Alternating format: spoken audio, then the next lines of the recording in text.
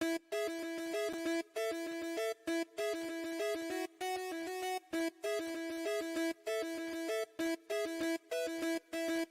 found the coolest place to be, the PlayStation collecting nerds, and come on, won't you sing with me? Welcome to the show. Gather round the boys and girls, collectors from around the world, and show the people what they need to know. Welcome to the show. Gonna talk to guests, what we got for best. Gonna put their knowledge to the test. Gonna laugh and eat, gonna live the dream. Gonna show you things you've never seen. Gonna sing a song to the break of dawn. Gonna rock this party all night long. So come on everybody, let me see you dance. Get yourself ready, you got one more chance. You found the coolest place to be, the PlayStation collecting nerds, and come on, won't you sing with me? Welcome to the show. Gather round the boys and girls, collectors from around the world, and show the people what they need to know.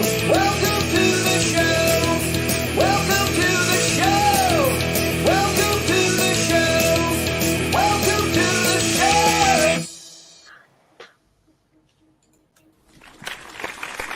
Yo, welcome. What's going on, everybody? Welcome to Good. Season 2, Episode number 11 of the PlayStation Collectors Podcast. And tonight we've got Forrest on the show. Welcome, Forrest. Thank you for having me, guys. I appreciate it. Yeah, thanks for coming on, man. Love the setup, dude. Looks awesome. Thank you. Sorry, I just seem to have some trouble with YouTube starting. We might have to restart this. Can everyone on YouTube see the show all right? Just let us know in chat. Yeah, Forrest, welcome, man. Your first time on the show. Please tell us who you are and what you do, man. Yes. So basically, from my channel, my name is Forrest, and I go by Forrest Gamer Redux on YouTube. I used to be an OG YouTuber years ago under the original Forrest name, but times change, and I kind of got pretty drawn out of it, I guess. Making a lot of videos, you know how you get burnt out, and so I kind of broke off and decided to come back after some years.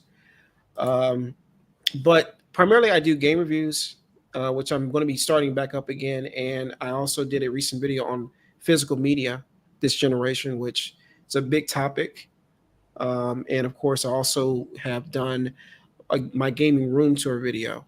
So my ideal goals is JRPGs, visual novels. That's really what I focus on primarily. So that's kind of where I want to go back to. Redux is a redo of my channel to reinvent the wheel of what I used to do, higher quality, and whatnot. So I'm hoping this time around it's going to be even better than it was before. And that's what I'm hoping to do going forward with my channel. So Very cool, man. Nice, man. You're doing live streaming on there as well? I caught a stream the other day. Yes. So I will be also live streaming hopefully once a week, doing some games, maybe talking about any newer pickup games if I do have any, some small news topics. That's something I'm trying to figure out how I'm going to be able to gather the information as the week progresses, because things change every day, even overnight, something I'm not used to doing. Compiling it together for the week while also playing a game at the end. So I'm trying to work some things out that's new for me, but that'll be something I'm going to be doing hopefully in the next week or two. Nice, man. And you got a pretty awesome collection sitting behind you, man. Tell us about your video game collection. Yes. So as you can see behind me, and there's games even over here that I can't show. It's in the corner as well as over there.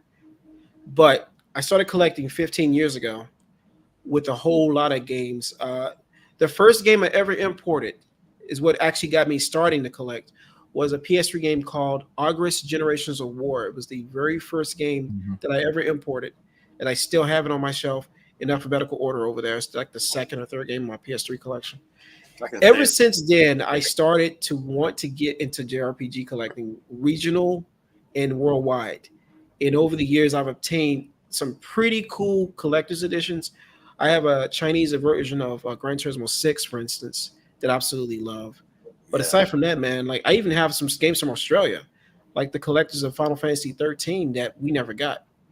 So my specialty is specifically JRPGs from different regions because I love storytelling, characters, Mhm. battle systems like turn-based action, um, and I just love box sets. Like PS4 over here is my primary focus. Last generation, or since it's technically still going, I guess. Mhm. Um, I'm such a huge fan of all things JRPGs, and I try to stay on top of them, but it's hard because there's just so many different, like limited run and like red art games. Like there's so many other companies that make games now than it used to be that it's really hard to keep up with everything. But I just love having anything variety type of games, visual novels especially. That's something I started getting more into because the very first one was Hakuoki Stories of Shinsengumi that I actually played. That it was a little boring, I'll admit, but it was different. But the one that I really liked was X Blaze Code Embryo on PS3. It's a Yep. fully animated visual novel from start to finish. The voice acting, the animation, the story is outstanding, and it's actually tied into the Blaz Blue games, believe it or not. So, I thought they were which in is the same universe. They incidentally, got the same looking yeah, which is characters. incidentally the reason I like Blaz Blue is because those are fully fledged visual novels and fighting games. So that's also what tied me into visual novels was because of the Blaz Blue series. So yeah, I've been doing this for a long, long time. Um, That's cool, man. yeah, Yeah, I have a couple visual novels, and I know a little bit about the genre, but I know it goes deep, and I know that there are lots, especially if you're absolutely. going for Yeah, regional it really stuff. does. Japan gets like, God, I feel like they get like 5 or 10 of those a week. It's I think so the many. Switch is starting to come around, man. I think truly it's starting to get its Mhm. own weight in terms of um, visual novels being more accepted in the United States. Mhm. Because I know back on the PSP, that's where it started to get its footing. Yeah, PSP and PS Primarily, Vita were crazy. They yes, had especially the tons. Vita. Yeah, Yeah. especially the Vita. But I know, PSP had lots in different regions, just not in the US as much, but they did get a ton of Japanese ones, I believe. and I think what I'm going to show you later, you might like because it ties into the visual novel as well with that PSP. That I think it's pretty cool. It's pretty rare PSP. So So I know, I know a little bit. Like I know House of Fatana Morgana or whatever. That one's supposed to be one of the best ones. I've heard yes, Clannad is supposed to yes, be one of the best ones. I've been it is trying to get considered one of the best. Clannad.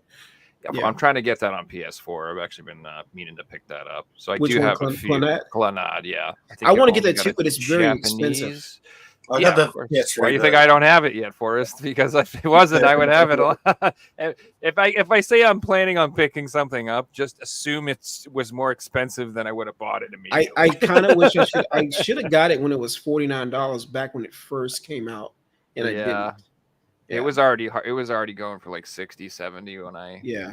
even heard about it. So yeah, I have that one. I have some of the horror ones too. I have like NG and F Mark and stuff like that, I believe, is a visual novel. And I What gotta other ones say, would you recommend? I do love those plates up there. I need to get one for my PS5. I just never bought one. Oh, They're the amazing, aren't they? Yeah, I always wanted to get one. I just never got around to it. Never got around to it. So I'm missing just the Final Fantasy ones and the Spider-Man ones, but they're both being The scalped one in for. Japan, man, I really want that one. Yeah, what a pain in the freaking butt! That's Like, just why do stupid. they? Square Enix, man, I don't Why? understand them. Really don't. Well, so Why? there's some good news on that. In Australia, they just reprinted the Spider-Man one, so it's possible that that's Mhm. going to be happening in other regions too. I've Wait, heard they're going really? to redo Yeah. the plates, and they're just waiting for like actual like release date for the consoles because they know that there would probably be a huge portion of people who cancel their console pre-orders if they could get the plates. So I personally ordered the entire console bundle because I couldn't get the plates, and I was like, I'm not missing out on this. I'm just not. Like, I'm getting these plates. I'm getting the controller. Like, but if I could have just got the plates, I don't know. Maybe I would have canceled my pre-order. I mean, I don't need the second PS5, but I'll have to make do. Mm-hmm. Whereas I love one thing that you touched on that you don't just collect North American games, you collect JRPGs from around the world, and I love that because do. especially with JRPGs, there's so many.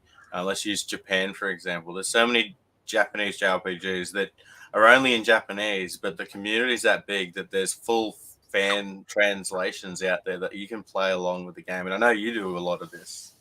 Yes, I absolutely do, man. PSP is actually the system I have one shelf side dedicated to just Japanese games only on that side over there. And I think I have like 60 PSP JRPGs that we never got. That's just all JRPGs. It's insanity. It's just pure insanity. Like I didn't even know what was that Xbox game we got? Magna Carta. I had no idea they got a PSP port. Now I own the PSP version of Magna Carta. Had no idea that even existed. That's pretty cool. So, yeah, man, I tell you, it's finding the translations to games to be able to play them is really the icing on the cake, you know, because a lot of these games never got ported. But the heartfelt thanks to all those who take their dedication and time to do the translations. Mm. It's crazy, man. It's absolutely crazy. Yeah, that's what Reggie's been into that. You've seen those like custom consoles he's been showing off, the PS1 and PS2, the Tales ones he's been getting. Those are been modded and specifically so he can play like the burned games that, and most of the games are unreleased JRPGs that never got released in the West that people did fan translations for, but they burned them and put them on the disc. So like, yeah, my PS, pretty awesome. I hate this camera. There we go. I have a blue PS2 down there. It's a Japanese PS2. I bought it at a pawn shop. Apparently, somebody hard modded it because when I got it home, it had a weird screen, matrix or something on it. Turns out, whoever modded it, it plays every region, burnt or non-burnt, and it works flawlessly. There's nothing wrong with it. I can literally play any game on it. I even imported a PAL game called Evil Twin on PS2. That game is so good, man. It's really That's good. awesome.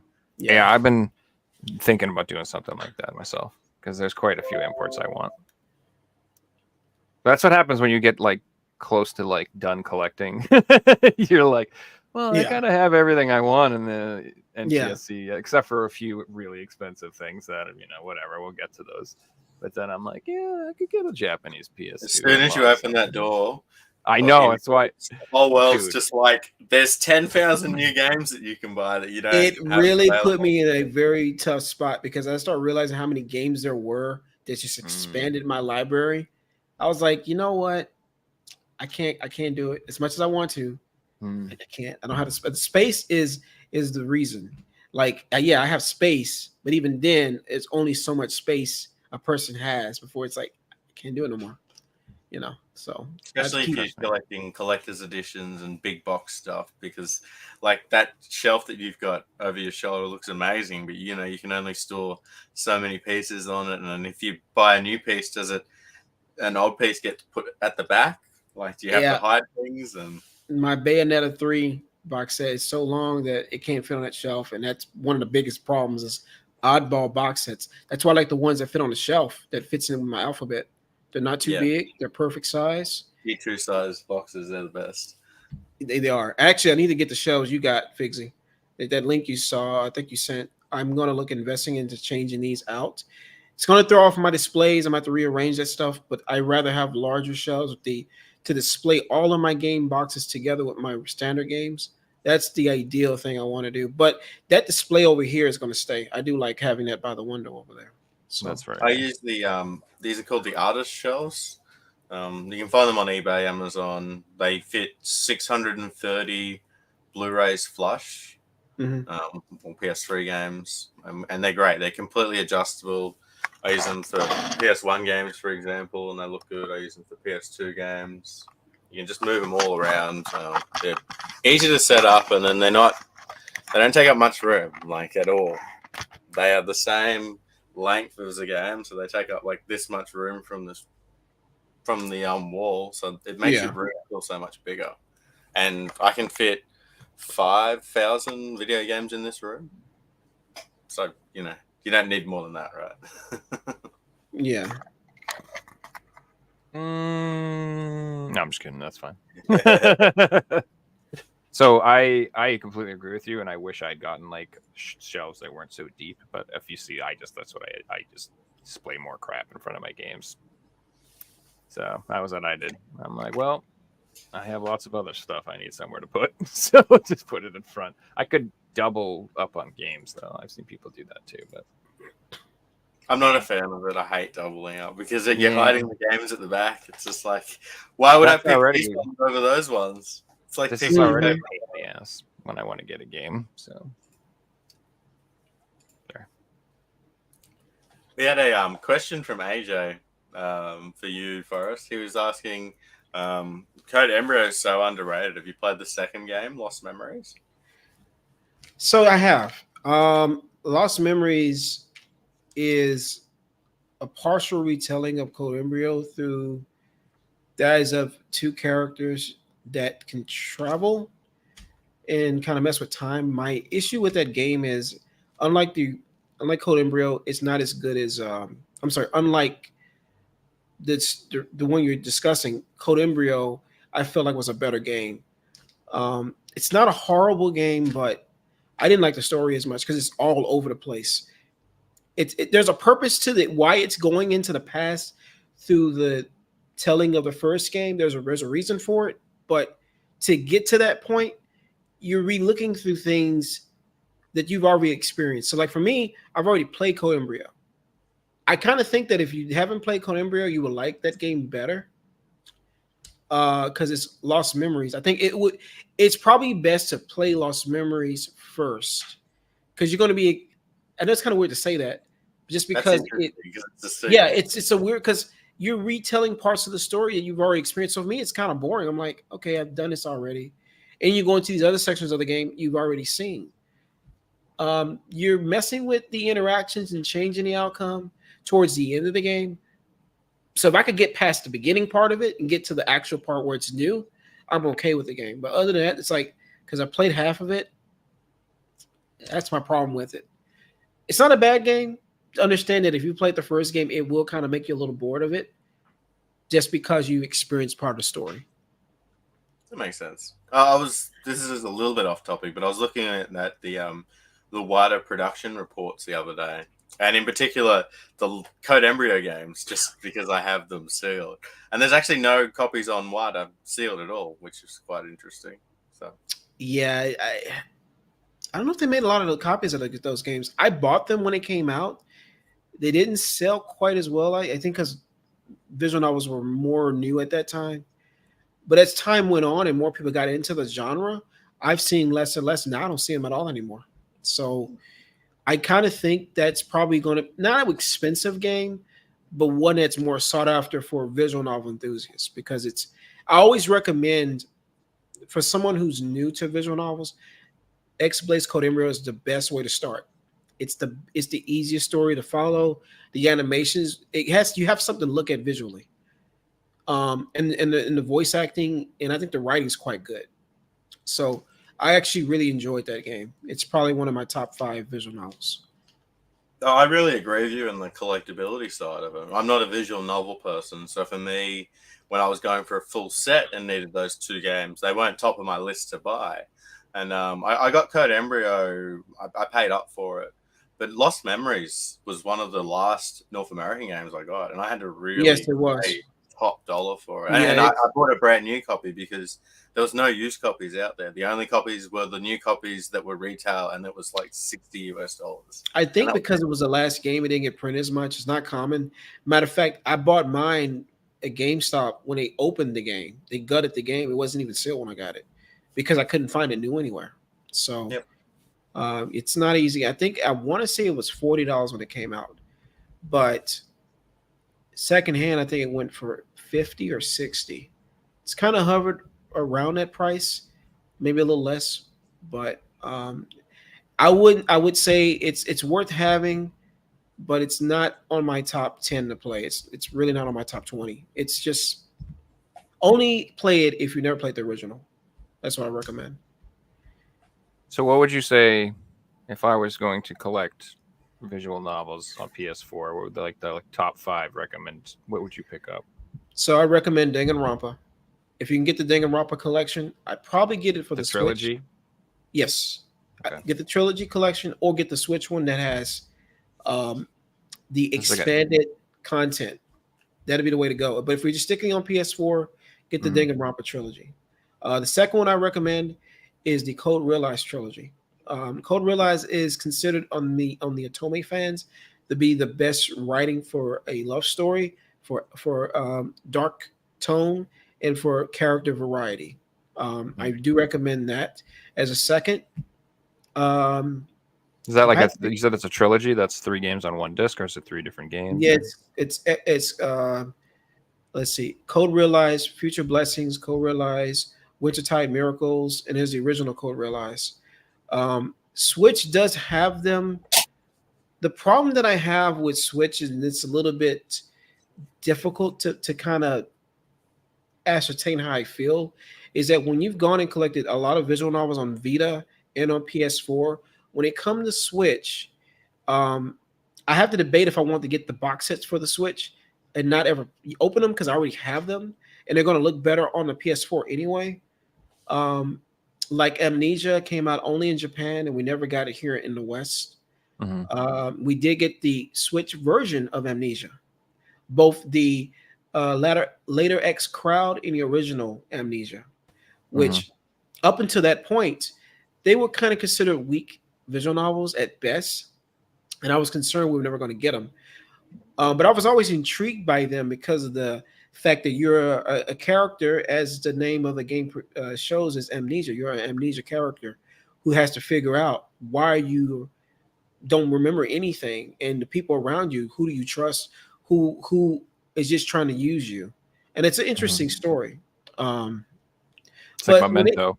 You ever see that movie? yeah, mhm. You know but what I'm as a talking about? but getting back to what you were saying about PS4, Mm. I would say zero time dilemma is another good one. I believe those around the 3DS. I don't remember the names. Nine doors, nine something. Yeah, There and was then there. Psychopaths or something like that. I Yes, think. Psychopath's Mandatory Happiness is another one that's good. Yeah. Um, Chaos Child, Chaos Head is the collection that's good, and Steins Gate. And if you can, and I Mhm. don't have the game on my table right here, but I do have it on PS4. The Phoenix Wright collection is in Yeah, I've English, been meaning to pick Yeah, I've those. seen that one. so I do recommend that. If you don't Did want to that go get a for Western the release, or yes, it got was a that way digital only Asia? Western release. It's Mm. got But an it does. English version though. There's a Chinese English version of it. I'm Yeah, pretty sure. yeah, okay. There's an Asian release. I know I'm that. going to get up for a sec. I didn't want to do that, but I'm going to show Mhm. you this because I want you to see it. That's all good, man. Give me 1 second. Yeah. It's all good. But yeah, I've been eyeballing that trilogy for a while. Those look super fun. So if you can get your hands on this, Mhm. Yeah, that's this is the definitely. full English version. Yeah, yeah, those are dope. Yeah, I love this, man. Absolutely. So Yeah, I you can wish get we your could get hands like on that. a. I know they're not the same or whatever, but I wish we could get like a Professor Layton compilation too. That'd be really There's cool a too. rumor going around that they are making one English for PS4 also in Asian Ah, markets. So that'd be keep an eye out nice. on that. Yeah. Yeah, well, as somebody who's dabbled in 3DS collecting, I really hope they release those again on PS4 cheaper. Yeah, I think Well, because they're getting pretty there was expensive such a for 3DS. demand for this and it did extremely well. Hmm. I'm gonna keep it. I'm gonna be honest. This version of the English print is extremely rare, from what my understanding. They didn't make a lot of these. I think they had one print of the English cover. You only can find the Chinese or Japanese cover. The English cover was printed once. I I got usually see extremely lucky the to get Japanese this. cover. Yeah, So, that is um, very cool. mhm. We had another question from AJ. AJ was asking, are there any fan translated PS3 JRPGs? I know that I played Tales of Vesperia, the Japanese version, back in the day, and there was a fan translation to be able to play it, but that has since been re-released on PS4 around the world, so I guess that's a little bit obsolete. So, as far as fan translated JRPGs for PS3, this is actually a good question. And to be quite honest, there may be a few that I'm not aware of. I know though from a Western market standpoint, it wasn't a big audience for JRPGs because the PS3 was unfortunately not very I don't consider PS3 my personal favorite system when it comes to JRPGs. It just was weak. I felt a lot of the JRPGs were not very good. It's probably my least when it comes to consoles and JRPGs. The PS3 is at the bottom, only because I never found.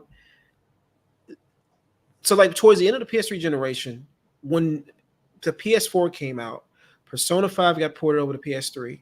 Tales of Systeria is on PS3. Like when the game started getting good, they were being ported to PS4. It was like the tail end of the PS3 generation. So I don't know if there. I'm not really sure if there's a lot of visual novels, translated JRPGs on PS3 to my knowledge, because a lot of the games weren't that great. I don't think there was a big demand for translations. I could be wrong, but I don't recall reading anything about any translated games other than the one Figsy talked about. But I don't recall any that to my knowledge. Well, you're not wrong there. Like I can't think of many off the top of my head that haven't then been re-released on PS4. Like there's a bunch of Trails games, but they're finally getting released now. So right, the later release is for the PS3. Japan got so many later releases that came to PS4. Like Tales of Berseria got released in Japan for the PS3. I know there was a lot more games around that time. A lot of the later earlier games, for example. There is a really rare version. I think you mentioned this in your video once before, Figsy, of Sword Art Online. I found the Asia English one. Yeah.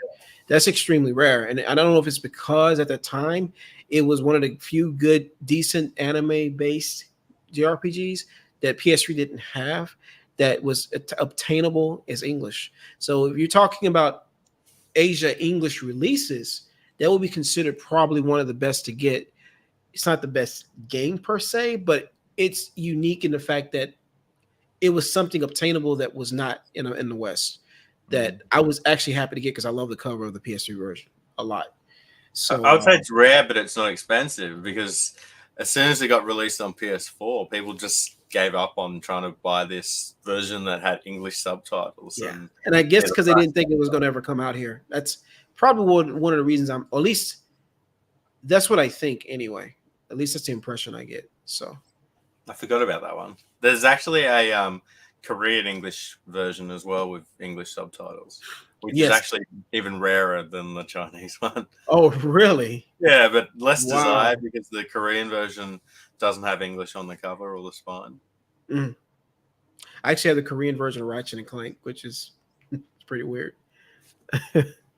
Korean games are interesting. So I've tested this and it hasn't failed me yet. So I found if there's an English version of a game and there's a Korean version, as long as there's an English version that exists, the Korean version will play in English. So, for example, like all the rare Chinese English games, the Korean equivalent all play in English. Akanaut's Holiday, Lost in the Rain, and you can go on. But it's a good test. I did it with Everybody's Golf 6. So like the Chinese version was like $150, and I found a Korean copy and it said Korean only, so I bought it and played it, and it played in English. Oh, that's cool. Yeah. That's real cool. Took the stab. It had a full trophy support list, the same trophies as the Region 3 Chinese version. So that's quite interesting. That's actually really cool. I did not know that. That's really cool. I like that. If anyone wants to prove my theory wrong, I'd love to hear it, but I haven't heard anyone prove it wrong yet. Oh, really? Yeah. Oh, dang. That's cool, though. Man. There's just so many games, dude, that when I see people like Figsy and you guys on YouTube and on Twitter talking about games I've never seen before. Like I didn't know about Fatal 12 on the Switch until somebody mentioned it, and I was like, I gotta have that because it looks like a pretty cool visual novel. So I bought that not long ago. But yeah, man, it's a big challenge keeping up with every single JRPG and visual novel. It's almost impossible, especially if you're trying to play all the JRPGs. Forget it, man. Yeah, that's not happening. I can tell you right now, as much of a fan as I am of JRPGs, half of these games I have not been able to play. You can't, just because I don't have. You don't have so much time in your life to do so. You know. So. If I am going to play a JRPG, I like have to plan that. And I have to like be like, okay, let me finish off these other 6 games that I've been dicking around with, clean all that up, and then I'm just gonna play a JRPG, and then I use just play crush it, So that's Yeah. what I usually do. Like I think the last one I played was Tales of Arise, and like Yeah, I haven't finished Tales of Arise either. I haven't started it yet. And it was what game of the year in 2021. Oh man, when I got my PS5, It's a good game, but what I played, I do like it though. Oh, I wanted to get some. I wanted eye candy, is what I said. I wanted some games that, like, I bought my PS5. I got my brand new TV. I wanted something that looked real pretty, so I got. It is real pretty. That's for Oh sure. hell yeah, and I loved it. I just blasted through that. I'm just game. glad to see Bandai stepping up the quality of their Tales. It's been a little stagnant in progression. Zestiria was disappointing. Berseria I had not played, but I heard it was good, but it still had that last generation feel, and I wanted something new. So Arise definitely was the right direction. Yeah, I enjoyed it. I feel like so far, I think the PS5 has a very nice JRPG representation so far. I think I might have as many PS5 JRPGs as I do on PS4. Now that's because I didn't collect heavily for those PS4, but yeah, I think it's crazy how many nice. Yes, I would say having Tactics Ogre remaster on PS5 was a huge plus. That second, was it Star Ocean coming out? Cannot wait to get that. That's gonna be amazing. Yeah, the remake of Second Story. That looks really good. And recently, Kimco has been stepping up to play a little bit. They've been really stepping up to play. Cross Tales looks freaking dope. That's does. Kimco, right? Yeah, that game looks really good. I'm actually gonna pick that up. Yeah, when we get to talking about some other games later, there's one I picked up from them on PS5 that I was really blown away by. That they released, Kimco released on PS5. And I think I was surprised because I always make jokes about Kimco releases. I always made fun of them. I thought they were just kind of weird games. They weren't like kind of They're mobile games to me. They're games that you buy on the phone for 99 cents when you're bored, you know. How they get those games physically released? How they get those games physically released? I mean, every one of them is just mind-boggling to me. But it's like LJN of like modern gaming. That's what he said. Kemco. I had to think for a second. Is this the same Kemco that make the terrible games, or are we thinking? Yes, the same Kimco. They actually have one they recently released on PS5 that's actually good, like really good. And I was shocked. I was like, Kimco, you stepping it up, buddy. I'm surprised. I am very surprised. This game, Cross Tales, is basically Final Fantasy Tactics. So if you're into tactics, it's going to have a physical release, right? I think I saw. I know it's got a Switch one. I don't know about PS5 or PS4. I definitely know it has. Let me double check. I'm pretty sure I saw. I'm gonna pick it up either something way. On that. It's ringing all my bells. I'm sure I'll get it at some point. Joe, I found that interesting that your PS5 JRPG collection is almost as big as your PS4. For me, so I should say this first. I went for a full JRPG PS4 set a few years ago, so I haven't got one at the moment, but I was working towards one. So for me, the PS4 is like the JRPG king. I've got over 200 JRPGs on this system, and it's some of the best JRPGs of all time. Like they've gone back into the PS1 era and done the Final Fantasy games. I think every Final Fantasy game except 11 is on PS4. Is that right? I believe 13 is too. I believe so. 13. Insane, and 16. But that is insane, It's such a good system. Like my favorite JRPG of all time is Dark Cloud. You can play it on PS4 with trophies. It's a better experience than the PS2 version. It's crazy to me how good this system is for JRPGs. Yeah, and it's got Persona 5, so that's all you really need, to be honest with you. No, it's got some amazing games, but I don't know. So for me, I do honestly try to make it a point to buy games that I plan on playing. So for me, JRPGs, like I said, are a commitment, and I do buy them and I do collect them, but I try to play them. So, and some of them are just immense. So I don't get too many of them. Let's put it that way. So I do have a nice little curated collection of one. Yeah, I can see you have Trails of Cold Steel 2 from looks at. That's one. No, the original. The original. Yep. So that's the US release. I still kept that sealed, and then I picked up a loose PAL copy just to play. So I have. And then, like, of course, you can see mine on the top shelf, sitting on this on the oh, stand. you got them both. You got them both. Yeah. Yeah. I slept on it and I didn't get to. Like it was funny too because those dude, those things went out of control fast. How much They they went did. up in price? They were like $50, $40 for so long, and then all of a sudden, bam! They were like $200. Like I was just like, damn, dude. And I think they only released them in the United States. I think they only released them in the box. We got different ones over in the Power region. But I So got those are the PS3 copies, only so I'm physical content. copies. I have the PS3 box set that I got of Trails of Cold Steel. You put the second one's game in the box. I Line still art have it. edition. Yeah. So we didn't get any like standard Western release for the Trails 1 and 2. Like we didn't No. get like just a regular standalone copy. Not at You all. can only buy The those. only you can get is the box. Or PAL, you can. So what I do have like the PAL standalone Trails 1 and 2, and then I have the Trails 1 sealed because I'm not opening it ever. I have no idea why they did not do a standard for it. It makes no sense. They also did that with East South SATA here. You can only get that in the box. Yep.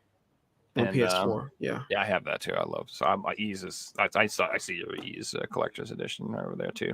I'm a huge fan. I'm so excited for the new one to come out, dude.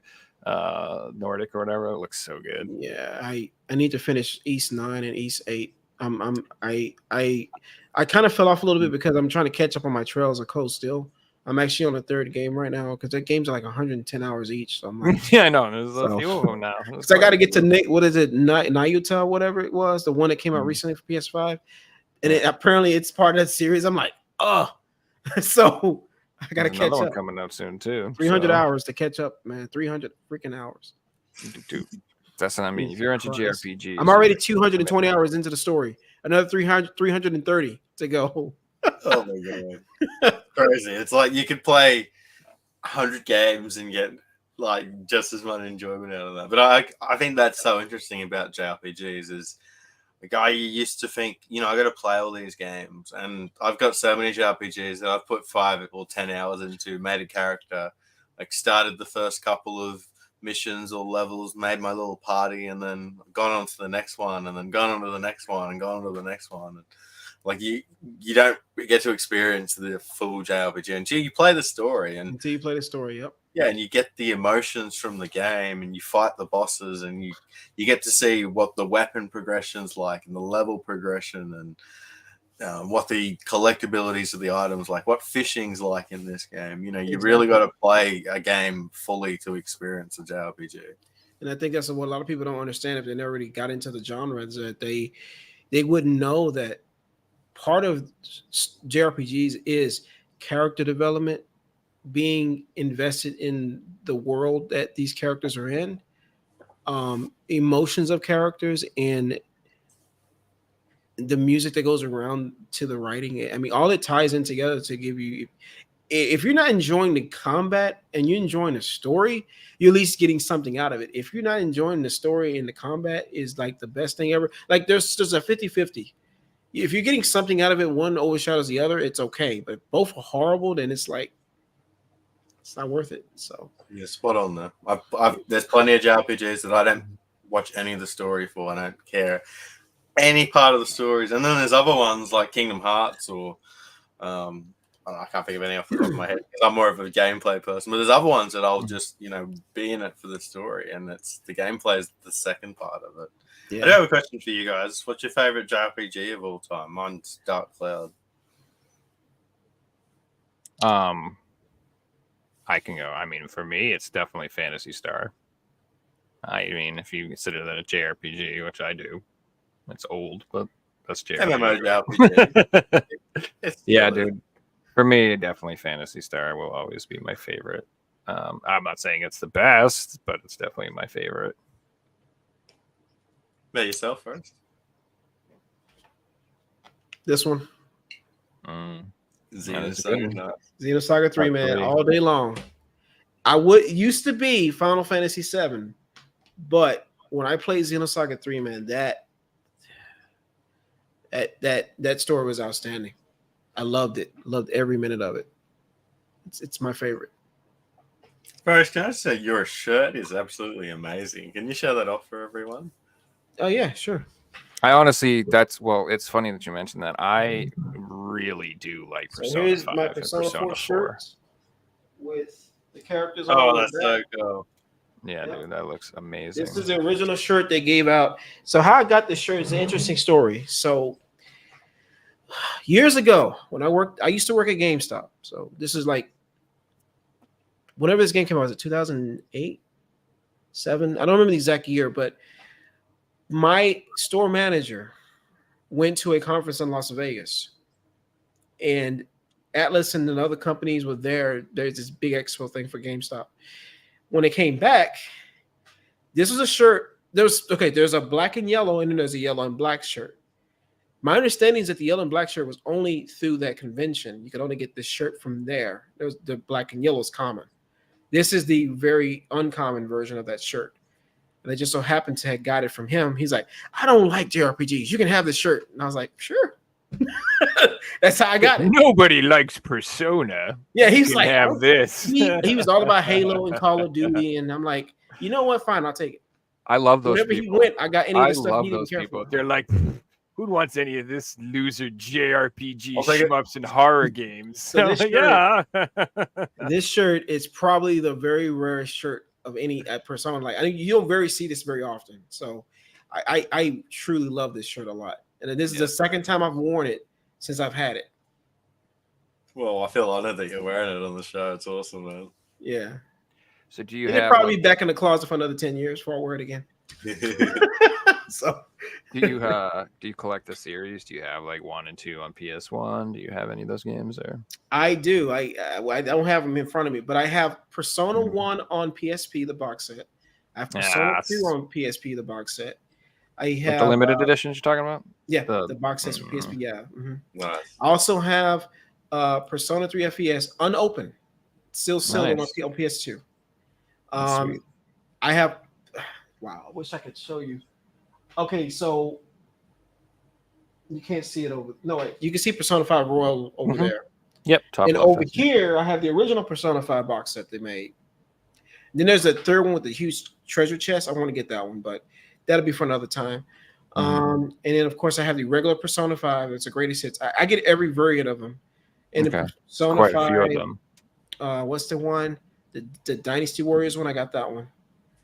Strikers or whatever. Yes, I have that Yeah. one. I have Persona 3 Portable on PSP also. With the pre-order of Junpei's hat. I do have the Junpei's hat pre-order that came with the game. Nice. I have the Persona 4 Dancing All Night box set for PS Vita. Yeah, I got that. Oh, for the Vita. Okay. Mhm. Yeah, I have the PS4, PSVR. Yeah, The yes. Endless Night collection or whatever it is. Mm-hmm.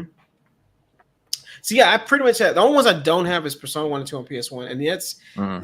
I mean, I found Persona 2. Was it Revelations Persona? Mhm. I It's big found money. I found 1 and 2 at a half price. No, not half price books. Movie Mhm. Trading Company. I found them like 3 months ago. They were immaculate, except the second game had the stupid little sticker that wherever it was before, they stuck the pre-owned sticker, little yellow sticker, on the manual, and I don't know why they did that. Other than that, the disc was perfect. It wasn't even resurfaced. It was perfect. It's just that they ruined the manual. I'm like, Oh, you hate that, and you can't get like even if you get it off, it's gonna have the residue in the. and I was like, as much as I would want that because they wanted almost $300 for it, that sticker ruins it. I'm not paying $300 with the manual with that sticker on it. I mean, I to me, and like, if I'm spending that kind of money, it needs to be as close to decent Yeah. as possible. So No, I feel You yeah, just buy another one on eBay without the sticker, you know. yeah, but the game is too expensive, man. I don't know. In the UK, there's actually a limited edition for Persona 4 Arena. I only just found out that this version existed. I know no idea about that. I do have Persona 4 Arena with Teddy, the inflatable doll of Teddy. That's the only thing we got over here, but I had no idea about that. Yeah. I'll send you a photo of it. It popped up on Facebook, and someone was in a PS3 group going, "Does anyone know about this?" He was trying to price it. I've never seen it before. I've never seen it. I never knew that it existed either. No, I had no idea. Yeah. Add it to the list. Yeah, no, I have Crazy. Persona 2 and 3 on PSP. I'm missing just part 1. I lose sleep over it. I talk about it all the time. Probably you probably mentioned it probably 10 times in the podcast. Persona 1, you know, it's funny. I saw Persona 1's box set. Wasn't recent. I don't need the limited edition. I just need I want the game. It was a limited. It was a limited edition. Oh, believe it or not, it was at a store called Game Over Video Games, Arlington, Texas. Believe it or not, but they wanted exactly $99 for it. I think that's cheap as I've seen it. That's not bad, man. For the collector's edition, that's it was a collector's. Yeah. Yeah, I mean, I've seen people sell just the standard for $100, so I'd be happy with that. But I've been meaning to pick that up. So, but I've given up on the PS1 ones. They're just for some reason Persona 2 is more expensive. I don't know why. There used to be neck and neck equal price, but Persona 2 shot up in value. I have no idea why. Maybe because it's the second part of Persona 2 story. It could be the reason, but I'm not 100% sure. Yeah, that was still. Correct me if I'm wrong here, but the Persona games on PS2 got reprints like 3 or 4 years ago in North America. On PS2? Sure. Yeah, I think they did. They were cheap. I saw some. You could get cheap sealed copies. I've seen Double Jump Video Games buying brand new copies and selling them. Which games were they again? Which ones? Persona 3 and 4 on PS2. Yeah. Oh, Persona 3 and 4. Yes, they did get reprints. The FES got reprint and Persona 4 got reprints. Yes, they're not expensive. You can get those pretty easy. Actually, I would probably advise getting Persona 4 with the soundtrack if you can, because they still bundle them with the soundtrack. So, some questions about GameStop, man. How long did you work there, and have you got any horror stories from your experience working there? Truth be told, man, I worked there for maybe, was it 2000? Let me think. 2006, late 2006 to 2008. Probably January 2009. I might have been between the holiday and the January. It wasn't horror stories, believe it or not. It wasn't like, so the only thing I would say about GameStop, because it's probably one of the worst companies I ever worked for, to be truthfully honest. My issue with GameStop was the way they treated their employees, the way they micromanaged every transaction you did, the way they just watched us. Even when we were in a store, you would think they weren't watching you; they were watching you. It's just not a company that I recommend now, or even back then working for. The only thing I enjoyed out of it was you get to check out games and play them for free. You know, so you got to do that, something that's cool. The discount was cool, you know, but if you can get over the other issues with it, just getting the discount and having the free stuff like this and the stuff behind me, that was probably the highlight. Like getting that Bloodborne display from a coworker that still worked there, and I got that Bloodborne display from them years after. Like this here, this layer box. That's cool. Oh, I've never seen something like that before. Yeah, like there's a dragon thing. Oh, this has this PlayStation badge thing. That's like awesome. this kind of stuff I love getting when I work there. And that was a release title, 2007 release. So that's like one of the first pieces launch of title. PS3. Right. This box, Yeah. matter of fact, actually, you know what's funny? In here, if I remove this is before Blu-ray even came out. They would put this on DVD. That's just how old this is. Oh, wow. And check this out. There is this pamphlet in here that they gave you to explain the game because it was all new and no one understood the 6-axis thing. Yeah, seriously. Like They're it trying to explains all about the story of everything about the world, the press impressions, everything. This is absolutely It's almost Not like a to press mention- kit. It's not like a display piece because it's a press. so It's a cool, press man. kit. This is rare. It's a press kit. And what's even cooler is this little letter in here that they send all the developers and stuff. Hold on. I should make your big screen. Hold on. There we go.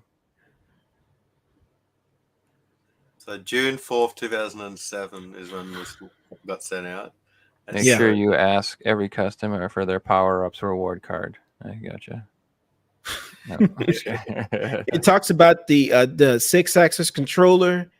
The media has shown high enthusiasm for Lair, claiming it as one of the most highly anticipated titles of 2007. Excellent specifications of the 6-axis wireless technology. Yeah. That aged like fine wine. Not. They claimed it was highly anticipated. That's all. It was just a claim. Truth be told about this, dude, I love this thing. Regardless of how that's cool, Lair turned out to be, this box set, man. This is a showpiece for me. I love having this in my collection. It's not about the game. For that game, because there's no limited special editions or anything for Lair. That's the only. So I guess you could consider this like a rare thing for Lair, right? I mean, yeah. So for me, it's. And what's cool? So there's the back of it. I love the back of it. It's beautiful.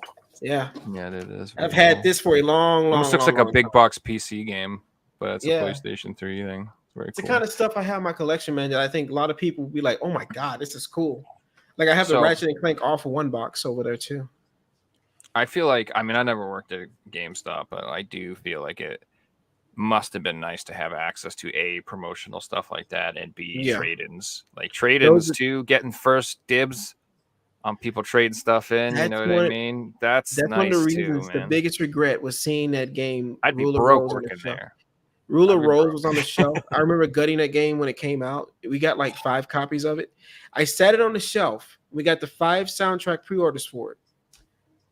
And it never sold. The game never sold. And it just sat there and it sat there and the game sat there. It sat there for a year and a half. And then one day, this guy comes walking in the store. I remember like it was yesterday. Hey, I see you got Ruler Rose. I was like, yeah, we have 5 copies of it. Can I buy them? They're like $20 each. I said, sure. I mean, no one's bought them. You're the first person to ask for them. He bought all 5 of them. I'm like, that's weird. Okay. I had no idea back then the game was starting to go up in value. I didn't know. I didn't keep up with this. But they were going to throw the soundtracks out. And my boss was like, man, who cares about crappy JRPGs and these soundtracks? I'm going to throw these away. And I was like, no, I'll take them. I took them. I took 5 of them home with me. And now they're worth $500 each for the soundtrack. Yeah, that's sick, man. Yeah, that's cool. And I think one guy in Europe, who follows me on Twitter, he really wanted one, so I just traded him. I said, "You ain't got to pay me a dime for it.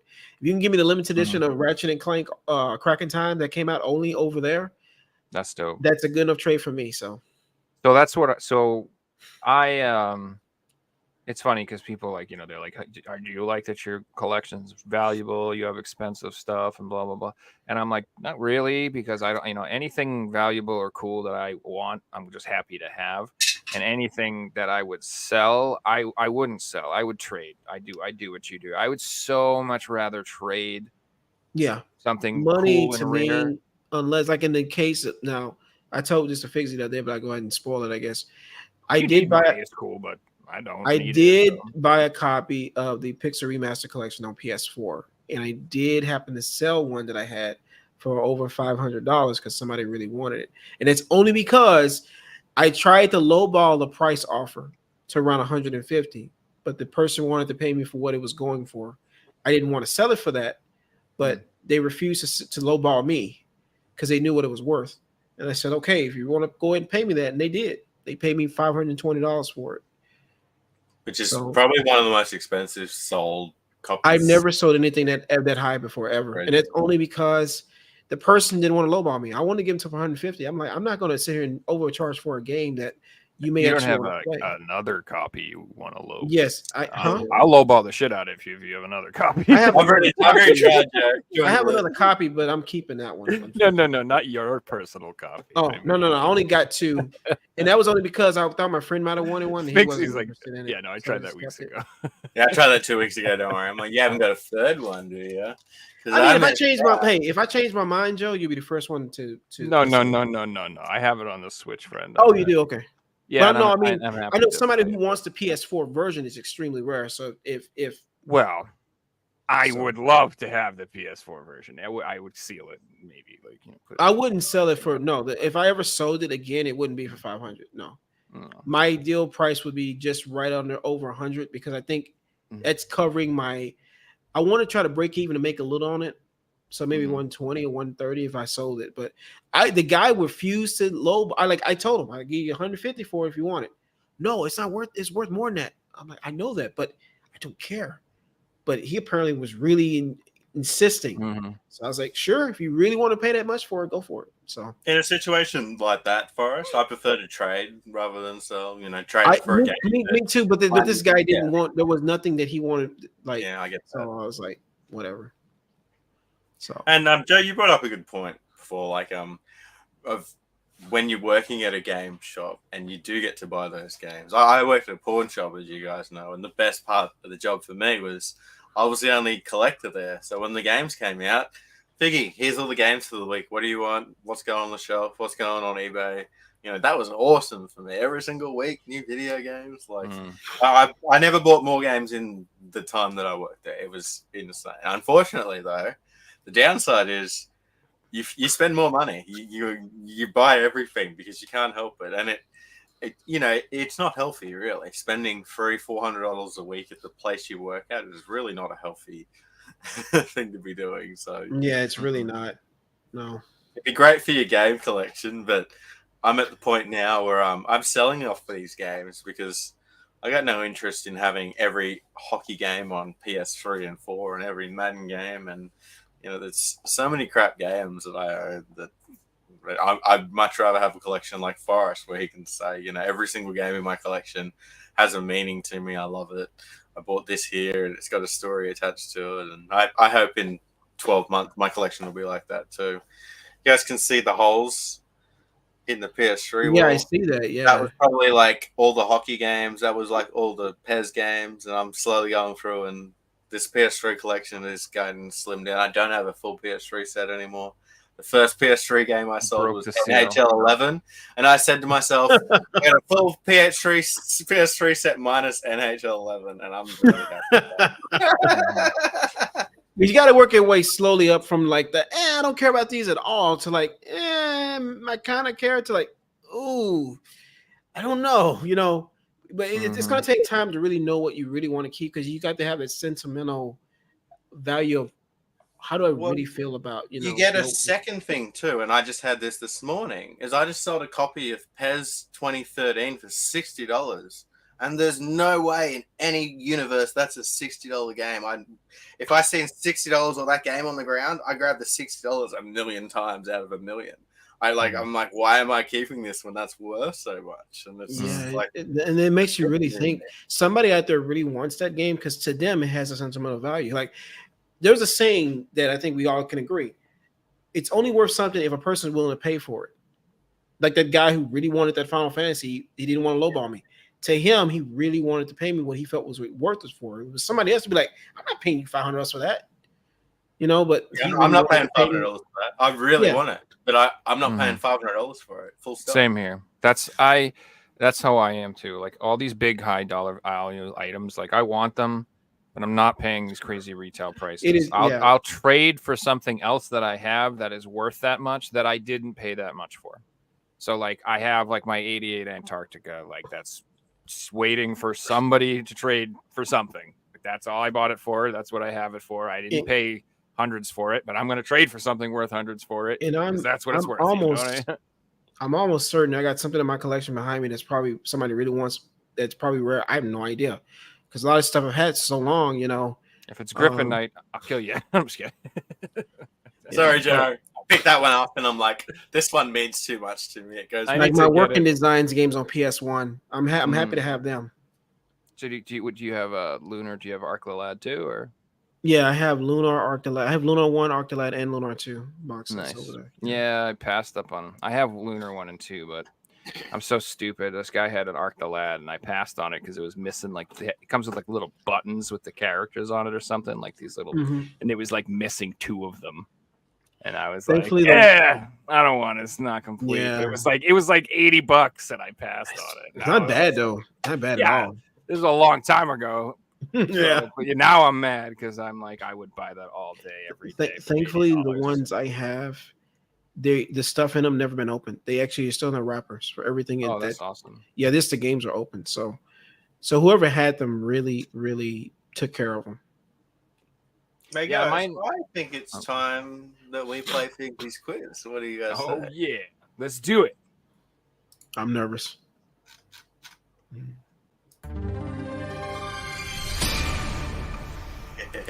So, as you guys know in chat, that the quiz isn't just about our guests. We have now involved the quiz with chat. So, I'm going to give you guys a quick update on chat's score. So, we've got Windy Corner TV, Jimmy J, Jason Trickster, Cyrus, and Banfi all on 1 point. And I can confirm the first person to get to 5 points from chat will win themselves a game shipped anywhere in the world. So, you guys, to win, you have to be in chat. We need the correct title, full name. And today's chat question will be name this video game. So this isn't for us. We can't help. But this is just for chat. So chat, what is your game? Here's your clue. I'll leave it up for about 20 seconds and then we'll start the quiz. You guys can all help each other, but only one person gets the point.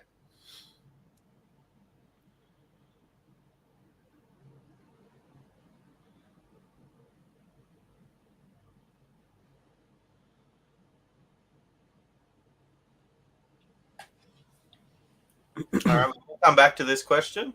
We've got nothing in chat at the moment. We'll see if anyone can get that. That one's right. hard, man. I got the I'm not first gonna lie, four. I could not figure that one out either. I got the first 4 pictures, but I have to stare at it for a while. That's clever though. And I don't know if anyone's gonna. You got to be an old ass person to understand that first reference. I was thinking, I kind of think where you were getting at, and I thought the same thing. But I'm yeah, embarrassed guys, that I knew what that was immediately. I'm like, God damn. I think I know too, but I'm gonna wait till we see the answer at the end. AJ says, what was the question again? I'll bring it up for AJ. Okay.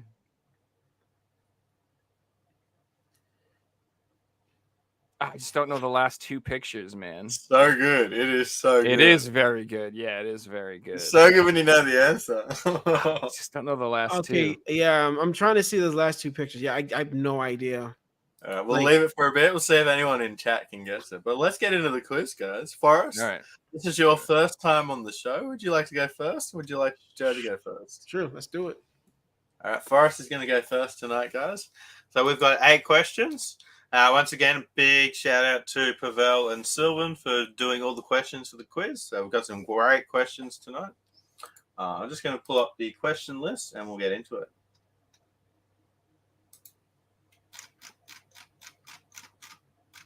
All right, question number 1.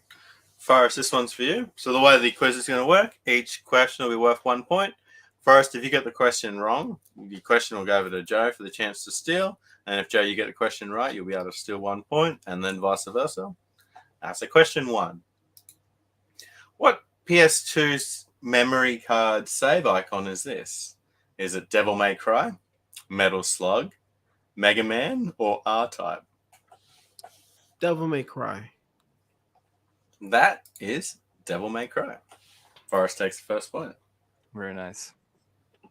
Joe, your first question. All right. What was Kirby's original name? Layla? Mimimi? Poo Poo? Or Poo Poo Poo? What the? Wait, what was that third one? Poo Poo Poo? Wow. Oh man, dude. I'm gonna actually say it is po po po po po poo poo poo. So I'm going And with. Joe would be right. The correct answer is po po poo. Nice, nice. I knew it. I was thinking either that or me, or the other 3 answers. I just want to say that Turner's got the incorrect answer for the chat question as well. So no one's got the chat question right yet. It's still open to everyone. All right, moving on to round 3. Question 3. Forrest, this one's for you. Which 2 brothers went across the second dimension in a PS3 game. Second dimension. I'll Wow. repeat the question. Which two brothers went across the second dimension, or went across the 2D dimension in a PS3 game? Sorry, 2D, not second. 2D dimension. Two brothers.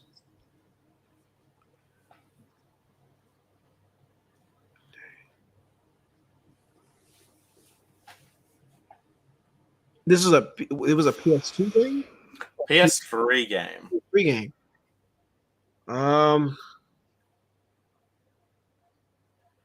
Dang, I don't honestly, dude, I don't know. I don't think I ever played a game that had two brothers that went into a 2D dimension. As soon as you hear it, you're going to be like, oh. Because if it was any PlayStation game, the only game that comes to mind to me was I can't remember the name of the game. It was a kid getting chased by shadows. Where he was trying to save his brother, and his dog named Whiskey went with him, and it went into like the side scroll 2D environment. But as far as like PS3 night, I honestly cannot think of it. Yeah, I'm at the pass. Joe, you want to steal? I'm gonna say Asterix and Obelix. I don't know. So the correct answer, and I guess this is a little bit of a trick question, was Phineas and Ferb's Across the Second Dimension. Oh my god, I would have never guessed that game, and I've seen. And I guess it was a bit of a trick question there. But... yeah, I would have never thought of Phineas and Ferb. Yeah. Question 4, Joe. Which video game series is this slot machine from?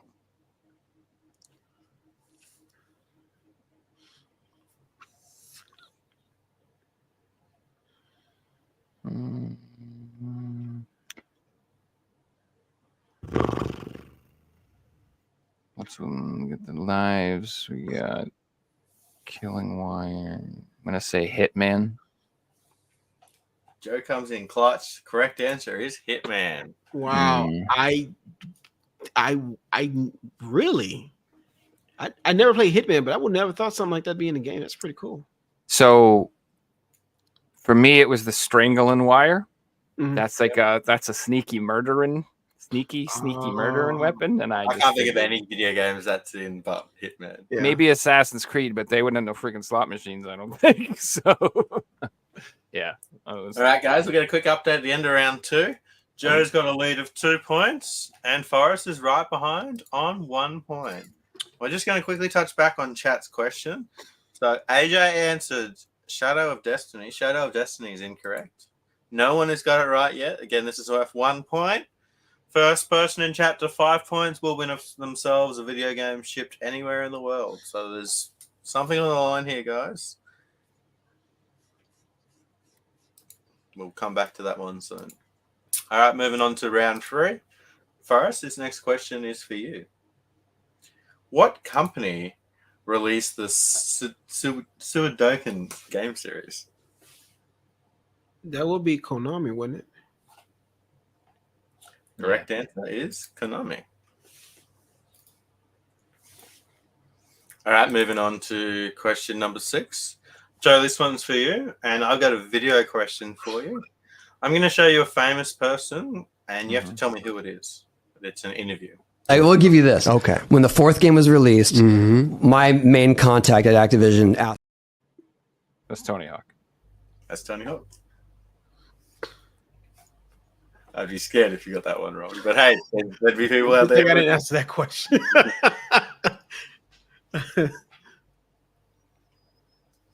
We've just got some more. Oh, okay. We've got a correct answer in chat. I am giving today's point to Lulu Girl with Dynasty Warriors Gundam Reborn. That is correct. Congratulations, Lulu Girl. You take this week's chat question. Now, the Reborn I could not get. I wouldn't have got that Dynasty at all. Warriors Gundam Reborn. So we had the Re from Resident Evil and then the Born at the end. That was Born Identity. tough. So well done, Lulu girl. That was Or good. Born Supremacy or something like that. Is that what that game is? I thought it was like Oh, I see. You know what? Okay, the last picture I got the Born part from the picture, but the other ones I was like, I don't understand. I get it now. Okay. yeah, it's really good. Who did that? Who came up with that? Very good. Freaking Dynasty. I wouldn't have known the Dynasty one. No, that's the first part. I got the Dynasty Honestly, no. Warriors Gundam immediately. I would never. But I got it when I practiced. So Yeah. And because I also know there's like there's so many Gundam games. I don't know how many Dynasty Warrior Gundam games there are, but there's so many Gundam games.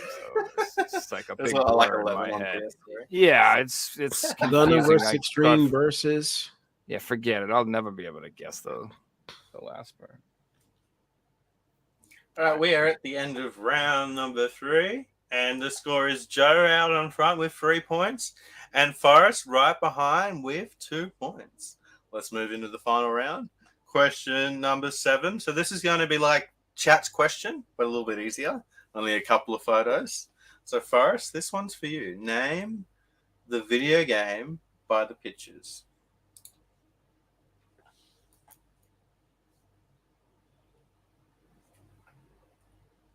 Wow.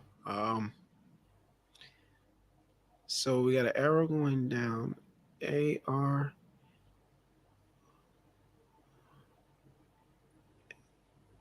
So DOHA.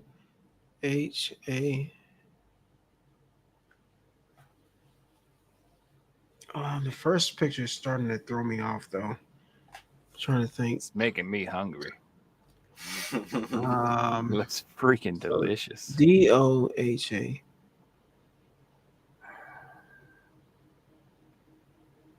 And the first thing's ice cream, milkshake, chocolate milkshake, sprinkles. Now you're making me hungry, man. Stop pointing out all the deliciousness. Oh God. You said 2 out of the 3 words of the title. Hey, no hints. You both get no hints. That. I know the answer. No hints. Ooh, Joe knows the answer. No pressure. No, I really, I'm dude. Like the milkshake is really getting me right now. Like, because I can't think of words that would spell the game that would represent milkshake. Let me think. So, down Hawaii shirt. You're killing me. Is it a fighting game? Is it Dead or Alive Extreme? I can't give away any hints. You've said the whole title, though. You pretty much used all the right words, just not quite right, man. You just gotta put it together. That's the hard part. Wait, I did? No. Not in a row. Is it DOA Extreme? It is not. I'm gonna hand this one over to Joe for it. Yeah, I give up. It's Shake Down Hawaii.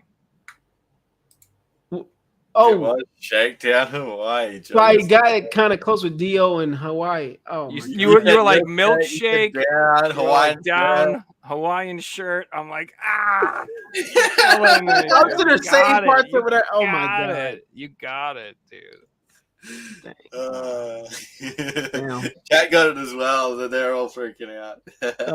Wow, that's all right. Final question, Joe. This one's for you. Name the game by the pictures. That would be Horizon Zero Dawn. Correct answer is Horizon 0 point. It's funny. I even saw it in the picture myself. Wow. And this week's winner with 5 points is Joe Brad. Congratulations, Joe. Woo! Dude, I love the pictures.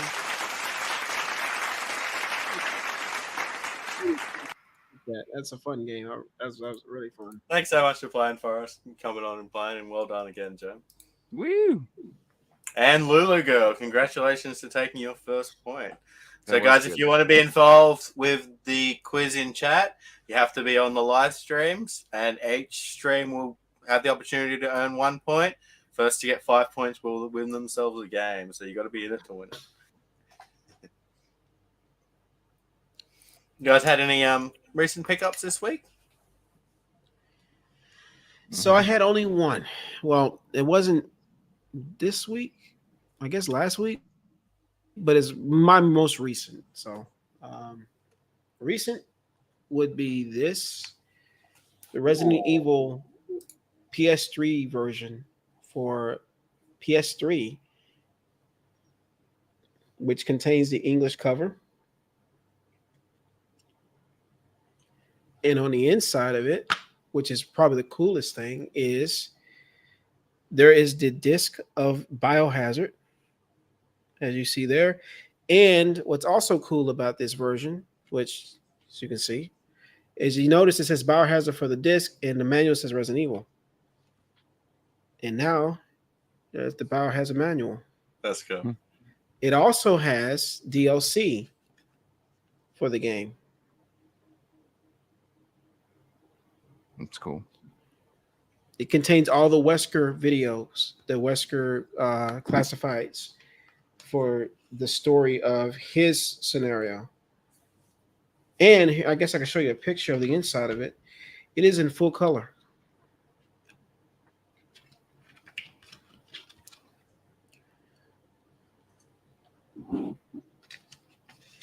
Is this the Asian English release or is this the Japanese release? It's the Asia English release. Yep. Yeah, and on the inside of here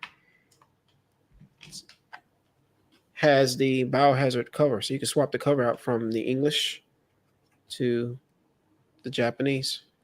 That's awesome, dude. Absolutely. If you are looking to buy and I had to get it. Absolutely. The Japanese version plays in English as well. So if you don't want to spend the $200 to get the Chinese version, the Japanese version's completely the same. That's what I did. Yeah, I love have the fact of this cover. This is so freaking awesome. Yeah, so that's why is. that one's so desirable is the Resident Evil cover. Like, how much is this one going for? Because I paid $20 for this. Well, I've sold it for over $200 before. So that really, yeah. Wow. You know what else? I don't know if I don't think it is English, but you can also get the two light gun games in the Resident Evil Chronicle ones, Dark Chronicles or whatever they're called, and they work on the PS3 Move, and you don't really need English to play them. So if anybody does want a physical, you can pick them up. I would recommend it. You can get them on the Wii too if you want to play them on the Wii, but who wants to play them on the Wii? Get them on the PS3. Come on. Look, what podcast are we on here? This is Arcrash Fantasia. Yeah, there you go. I don't know. Sorry, didn't mean to. What else you got, man? So that was the only game. That was the only pickup I got recently, like recently. All right. Because I mean, I've been really waiting for the releases to come out later. I do have a bunch of show and tell games here, but that's like my recent.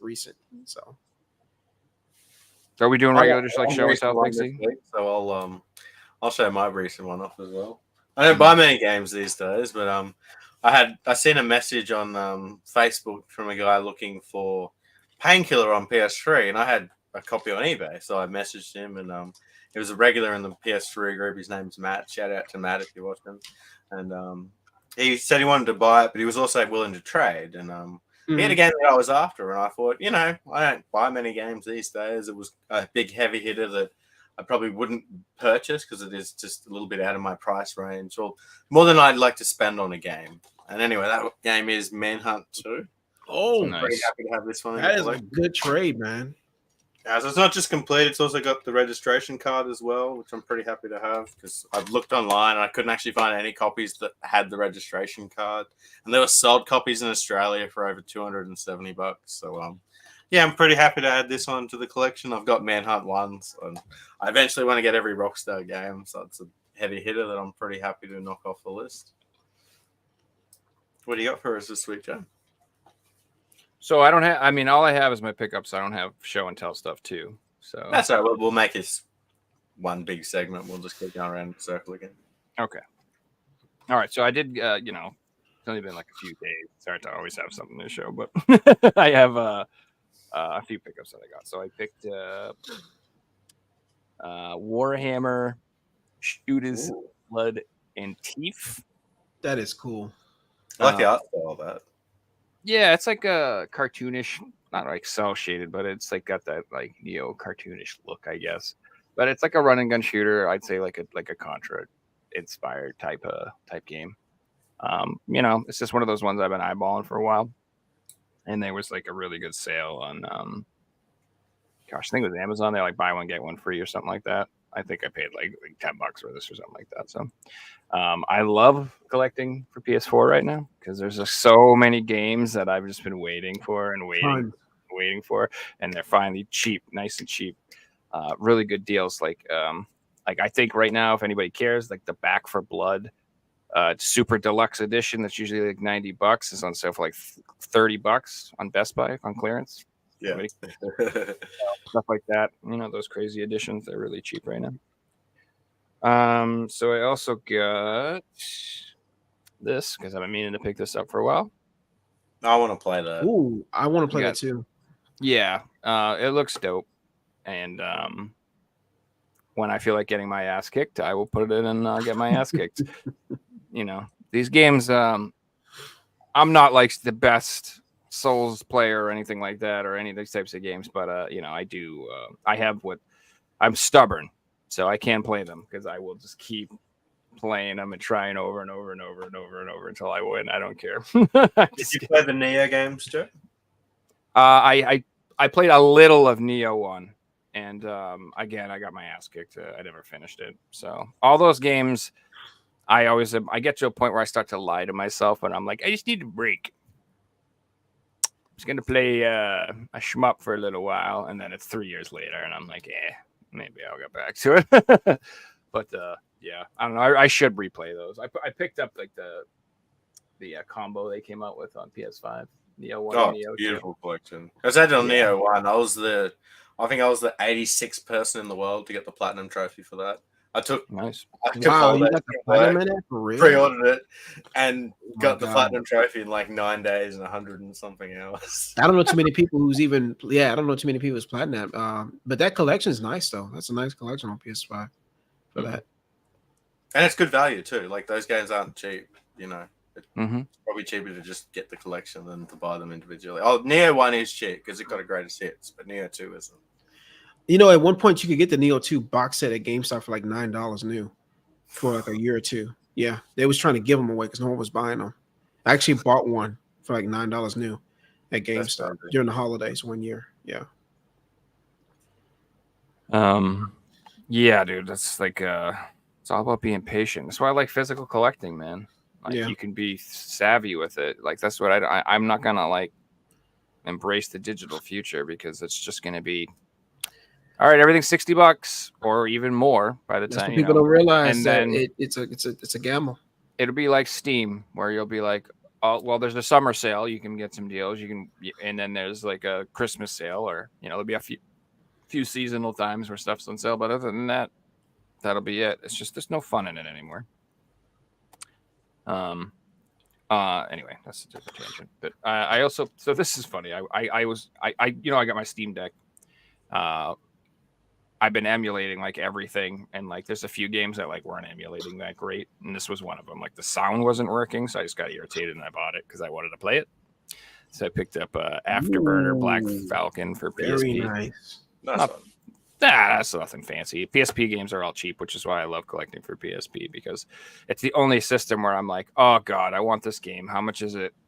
Oh, cool. It's like only $10, $15. Sweet. Like every other system, it's always the opposite. I'm like, oh, this game looks fun. How much is this? Ah, damn.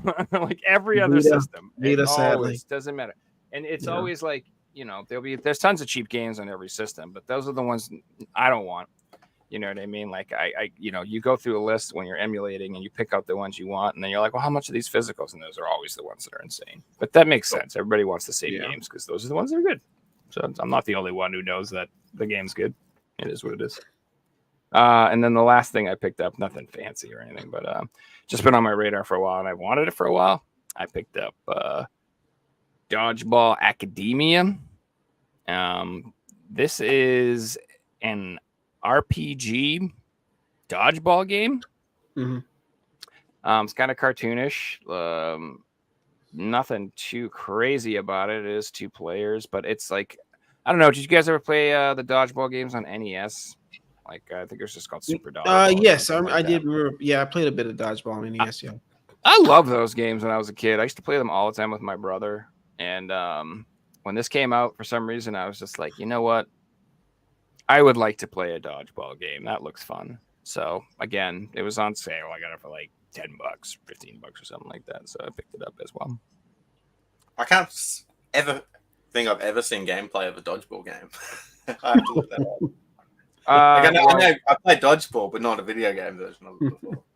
Oh, so the dodgeball game on NES is legit. That game is really fun. I mean, well, I suppose now it's probably not going to, blow your socks off or anything. But back in the day, it was a great game and it was a lot of fun. So I don't know. It's kind of nostalgic for it.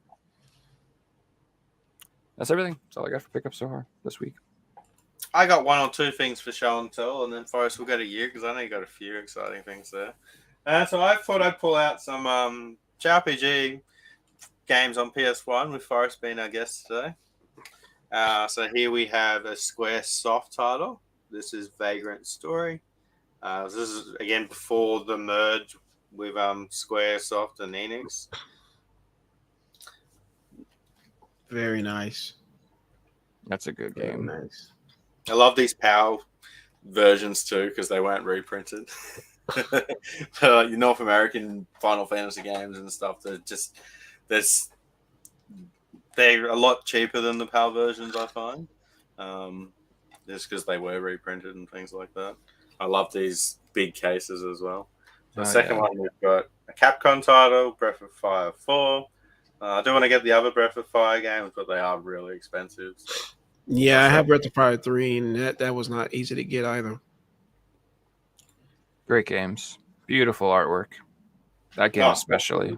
That's gorgeous. But at some point, I might give them a go. You know what it's like. You can only play so many JRPGs. Yeah. Mm-hmm. I remember my little brother played the SNES ones, but I never played the first 2, but I did play a lot of 3. And a good chunk of 4 as well. What have you got? PS1 RPGs are the best. They're beautiful to collect for. I love them. Mm-hmm. Okay, I feel like they're getting like a lot of love right now. They're getting like the Suikoden remakes, and they re-release Legend of Mana. I'm looking forward to that. Definitely. Yeah, I need a remake of Brave Fencer Musashi, please. That's what I want. I want a nice. Oh, that was such a good game on PS2 and PS1. I love like a Chrono Trigger on PS4 or something, Dude, if they remake Chrono Trigger, leave the gameplay element, maybe do a 2.5 or even, I don't know, a remake, that would be amazing. As long as they don't ruin it. But like a Chrono collection with Chrono Trigger and Chrono Cross. That'd be pretty cool. No, they're gonna make it, and they're gonna make it an action RPG. That would still be pretty cool. You know what? It could be good. I could see it if they pull it off. I'm fine with it if they make a sequel, but if they call it Chrono Trigger, I would not be okay with it. Final Fantasy. Anyway. So let's see. So I guess it's my turn now. Show and tell. Mm-hmm. Yeah. Hell yeah. All right. So we're gonna start with consoles first, and then we'll go to the games. So, Joe, I think you're gonna love this. What you got, man? All right. I already do. So, I'm gonna show you the box first. All right. There was a game. Hatsune Miku. Oh, no, sorry. I wish it was. Oh, okay. But it is something cool that. still. There was a visual novel in Japan that had this really cool special edition PSP with the game called All Stars Prelude Symphony Pack. Okay. Ooh. Oh, that's pretty. I had to pay a very, very high premium because I really wanted it. You're going to see the price tag in a second. But here is the cask. Here is the top of the box. Seen this. That's a PSP. I like the black buttons. I paid for it. And it was pre-owned. It wasn't even. That was pre-owned. Mm-hmm. $5.99. Gorgeous, man. So beautiful. Here is the PSP itself. Yeah, Japan got. Yeah, that looks freaking awesome with the black buttons because there's a few white so models like that, but not with that not with the black buttons. And this one's immaculate, man. Well, I was just gonna say too, and you know, PSPs especially, the backs of them are always trashed. Yeah, Paint's this is always, not. This is yeah. absolutely not. Yeah, so like I have a God of War. I have the God of War black and red model. That's like my favorite one. And I've been trying to find like a clean battery cover for it forever, dude. And it's just like impossible to find one. Because You know what it's I actually that's like that specific red that like you cannot buy a replacement for it that tell me the God of matches. War red one You that they can't- had. Yeah. So, speaking of handhelds, let's move on. Mhm. That's gorgeous, so man. Yeah, it is pretty rare. So I think if you go to console rarity, there's a console rarity site. It's like very high up on the rarity. I've never seen that before, dude. I've never even So seen it. I was very happy to get it because And I've spent hours trolling Japanese PSP. Like, dude, I love that stuff. There's so many beautiful ones. I want the Hatsune Miku one so bad, dude. Believe it or not, I still want the Hannah Montana one really bad. Dude. I was going to It's say Hannah Montana gorgeous, was dude. awesome. Yeah, I think it was Adam Phibbs. He has one. I actually owned one at one point, but it was incomplete and it was scratched and stuff, so I sold it. See, I have a few of them, so I'm not. It depends on how scratch you're talking. I'm gonna run through these other two because I've already showed it earlier in the video. So this is obviously Xenosaga 3. So we've seen that one already. You gotta say the subtitle. What's the subtitle? Alpha I can't. Yeah, it's also Zarathustra. Figsy, name that game. It's in German. It's actually German. I don't know how to pronounce it in German, but Just sound angry when you're saying it. all right. So the next one is a PS Vita that I bought it brand new 3 years ago and I never opened it. So this Vita is actually new. It's not even open. I've never opened Japanese or is it a US? It's a Japanese Vita, yeah. Just on that for us, I want to have a question about sealed Vitas because I know sealed PSPs right now, the batteries are busting open. What's going to happen with Vitas in 10 years? So here's what I've been trying to get people to understand, that even though this thing is new, at some point I'm going to have to open it and charge the battery because if you do not charge the battery, they will die. So what I'm thinking is doing is maybe once a year charging it so that the battery doesn't die, but at the same time finding a way to take it out without putting prints on the console. That's the hardest part. So yes, you have to charge the batteries in these. You have to. That's something that people have to realize. If you're going to collect consoles with batteries, you have to periodically charge the battery. It will die and it will rupture. So yeah, there's horror stories out there of people with sealed PSPs and the battery leaking. And speaking of which, leads me to my next. Beautiful. I had to open this because it was this very same thing he was talking about. So check out the condition of this PSP first off because it's new. Oh my god! Hold on, let me get them in the light. Yeah, don't. You see the battery? The original PSP battery is not even bloated. See it? Yeah, that's impressive. And the power cord's still, it's flawless. So the is that a 3000 or a 2000? It's a 3000. It's the last model. That's nice, man. And you'll never see them in that condition. Nope. Yeah. So I actually found a Chinese brand new PSP I'm gonna buy. If I get it next week, I will show it to you, Figsy. Yeah. On Twitter because you're gonna love it. I found that not long ago. Now this next console has a story behind it. So this is a PS. Look at the condition of this box. Clean. I feel like we're going back to 2002. This box is exceptionally clean. I am shocked. So the story behind this PS2 was a husband and his wife went and bought this. This is the model 3000 model 3001. So it was the very first revision. They bought it, and the intention was to play it. There's the back of it. Look at that. It's just immaculate. And the top of it, see? The problem was, actually, hold on. to show you just how neat this thing is. If you open it, I'm gonna open it real quick.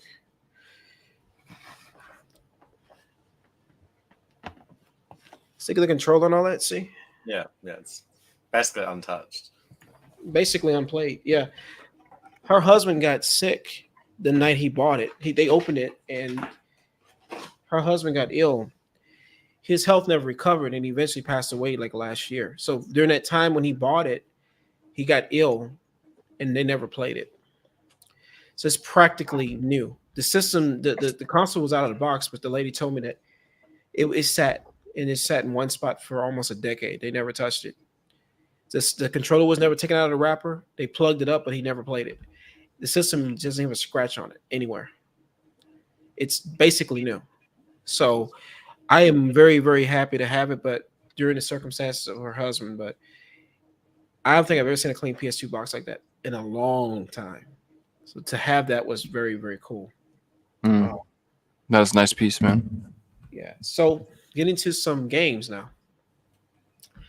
This is actually a game that I really. Oh, want to you get son of a dude! You son of a. Legend That's Heroes I have 1 and 2, and I don't have that one. You I paid son only of a bastard. $45 for this. I hate you.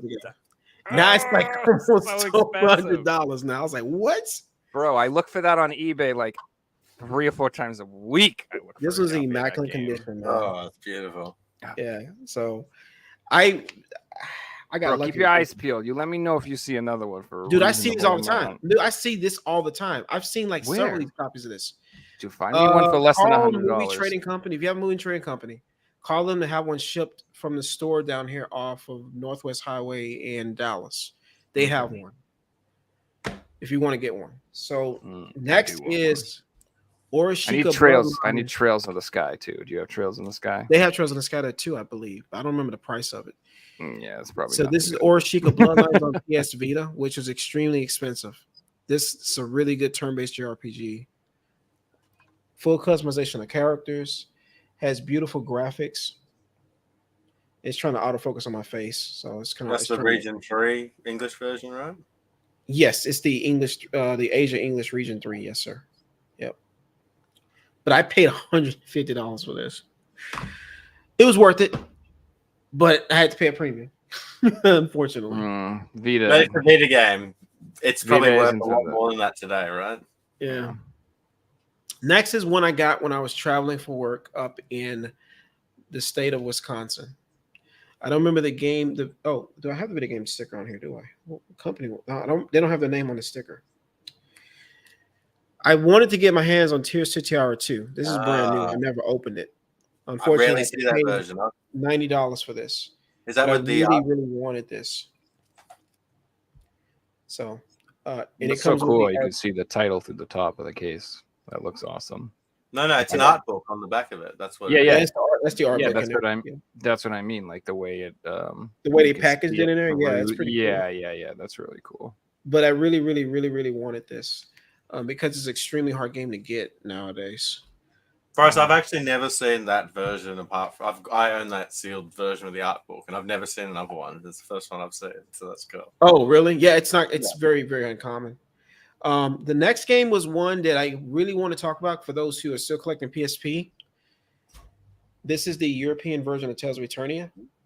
Now, Figsy may know about this story. This is very important for those who may have been interested in buying Tales of Destiny 2, but don't want to pay the PS1 prices.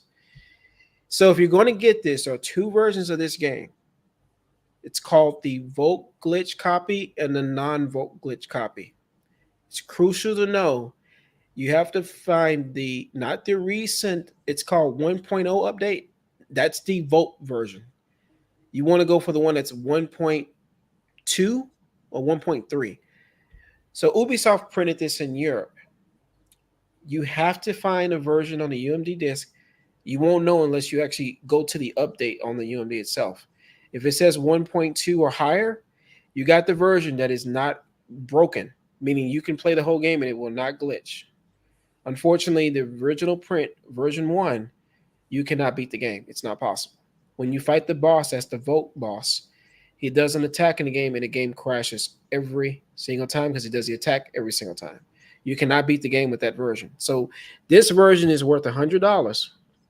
The non-Vote Glitch version is worth $100, whereas the Vote Glitch version is $50 to $30. So if you ever see it online, make sure it says non-Vote Glitch copy. There's no way to tell it apart. There's no way to tell it apart unless the person you're buying from actually understands what they have and can actually tell you. So if you're saying, oh, you got this game on eBay, I want to buy it. If they cannot tell you which version they have, stay away from it because it could be one you cannot beat the game.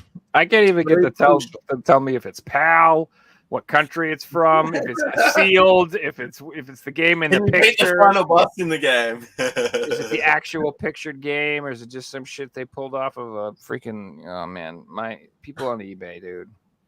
Yeah, it's just something that you have to understand that if you're gonna buy Eternia, you have to know that it's important. Didn't it did that game get like a PS2 release in PAL as well? Didn't they do like a PS2 version of that as well? I don't know if they did. I wasn't aware of it. I know they did a Japanese Destiny 2 remake. Okay. Of the actual Destiny 2. But to my knowledge, I'm not familiar with Eternia getting a actual. I have so I know I see the comment. What if you get the ROM? No, the ROM I believe would not contain the glitch. There's probably a version of that does not have the glitch. This is only if you're getting the PSP. Now I will tell you this: if you buy the PSP, this is one I recommend over the PS1. This has widescreen support. This game is widescreen, so if you actually get more view of the environment and in the battles. So that's why I recommend this over the PS1 version. It's cheaper. You can plug it up to your PSP to the TV or computer and play it. You get the widescreen option. It looks amazing. Still contains all the voice acting, the English voice acting, as well as a Japanese intro. The European version got the Japanese intro. This is another cool feature about this game. So just thought I'd point that out. A little PSA for anybody that's interested to get that. I'd love to see like Tales of Destiny 1 and 2 on modern systems. PSP is region free, guys, by the way. Yes, region free. Yep. So I actually have been getting a few European games and buying some Japanese games lately. It's pretty fun. They got yeah, you guys are welcome. Like I said, I know Salazar. I know that guy. How you doing, man? But yeah, so but yes, I'm glad to let everybody know about this. A lot of people don't know about that Vote Glitch copy. It does exist, and it's something to be very, very important. The person who's selling it, if they give you the information, those are the people you can trust, because if they can actually tell you that version they have, then it's trusted. If that person went out of their way to tell you that which version it is, how far into the you can feel confident. Okay, so you can say you can just buy the update version when you boot up the game. You don't actually have to play through the game to find out. No, you just put the UMD in and go down where you know how every UMD has a update for your console. Yep. If it has version 1 and it doesn't have a number after 1 point whatever, it's just 1.00. Because it's an earlier game release, so it's one of the earlier updates. If it does not contain the newer update with a point number on the end, it is not the copy that's not glitched. It has to be 1.2 or higher for it to be. And what's funny about it, the story behind it was Ubisoft took back copies of people who had the glitches. They sent them in and got them exchanged. Oh, okay. They didn't do a reprint of them. That's the problem. The problem is it never got reprinted. You had to send it in for Ubisoft to send you back one. So they're extremely rare. Oh, I was going to say, it's weird that they never did something different on the cover, but if it wasn't a reprint, then that kind of makes sense. The covers are the same. The covers will not tell you the difference, no. But Ubisoft did go out of the way to replace the copies of them. That reminds me of the Doom for limited run games that was all messed up. It's like the same thing. Like you have to the good ones are the ones people sent back in and had to do the trade in for it, right? They never reprinted it and fixed it. Yeah. And that's that in mind, there's probably more non-working versions than working versions. There's going to be more non-working versions, unfortunately. So it makes it extremely rare. But there are people on eBay, and I've seen it, where they actually list non-vote glitch. So if you see that, that's the one you want to buy. If it says vote, if the person goes out of their way to tell you it's a vote glitch and you're okay with it, because you can actually, if you're okay with it and somebody gives you a safe out past the boss and you just want to play the game, you don't care about your character stats being affected, Or you can give them your save file. That's what's cool about PSP. You can give that person your save file to beat that boss for you, and they can send the save file back, and you can progress it that way. So there is ways around it. But if you really want to play the game out of your own accord without anyone's help, you need to get the right proper version. Forrest will beat the boss for you guys. Just send him a message. Yeah, because I have a working copy. So, but yeah, so I figured that'd be pretty cool. That's why I wanted to show that for sure because I knew probably people didn't know that. I didn't know that. That was really cool. Thanks for sharing that. Yeah. So the next game here is another PSP game. It's one of my absolute favorites. It's the fourth entry in the series, and that is Growlancer 4. Wait for a time. Ooh. Nice, dude. I That absolutely whole series is love awesome. the Growlancer games. There's an interesting thing about the person who created the art for these games. I'm not going to talk about the person, but let's just say it's interesting. But anyway, that doesn't sound good, dude. Yeah. So the actual game is like it's kind of isometric, top-down, sprite-based, kind of like tactical, sort of.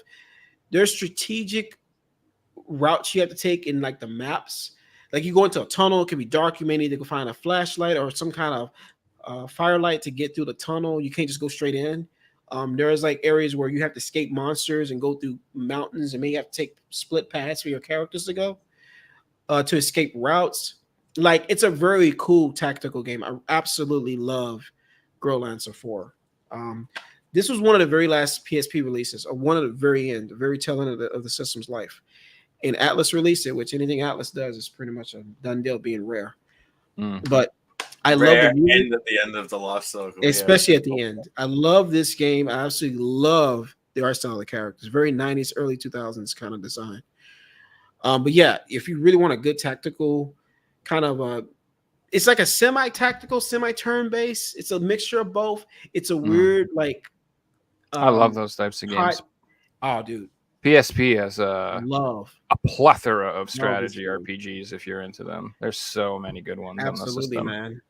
It's for sure probably my favorite. It's like, was it Growlancer Generations, then Growlancer 4, then Growlancer Heritage of War. Heritage of War is a 2D attempt at trying to be something modern. It's okay, but it's not considered the best in the series.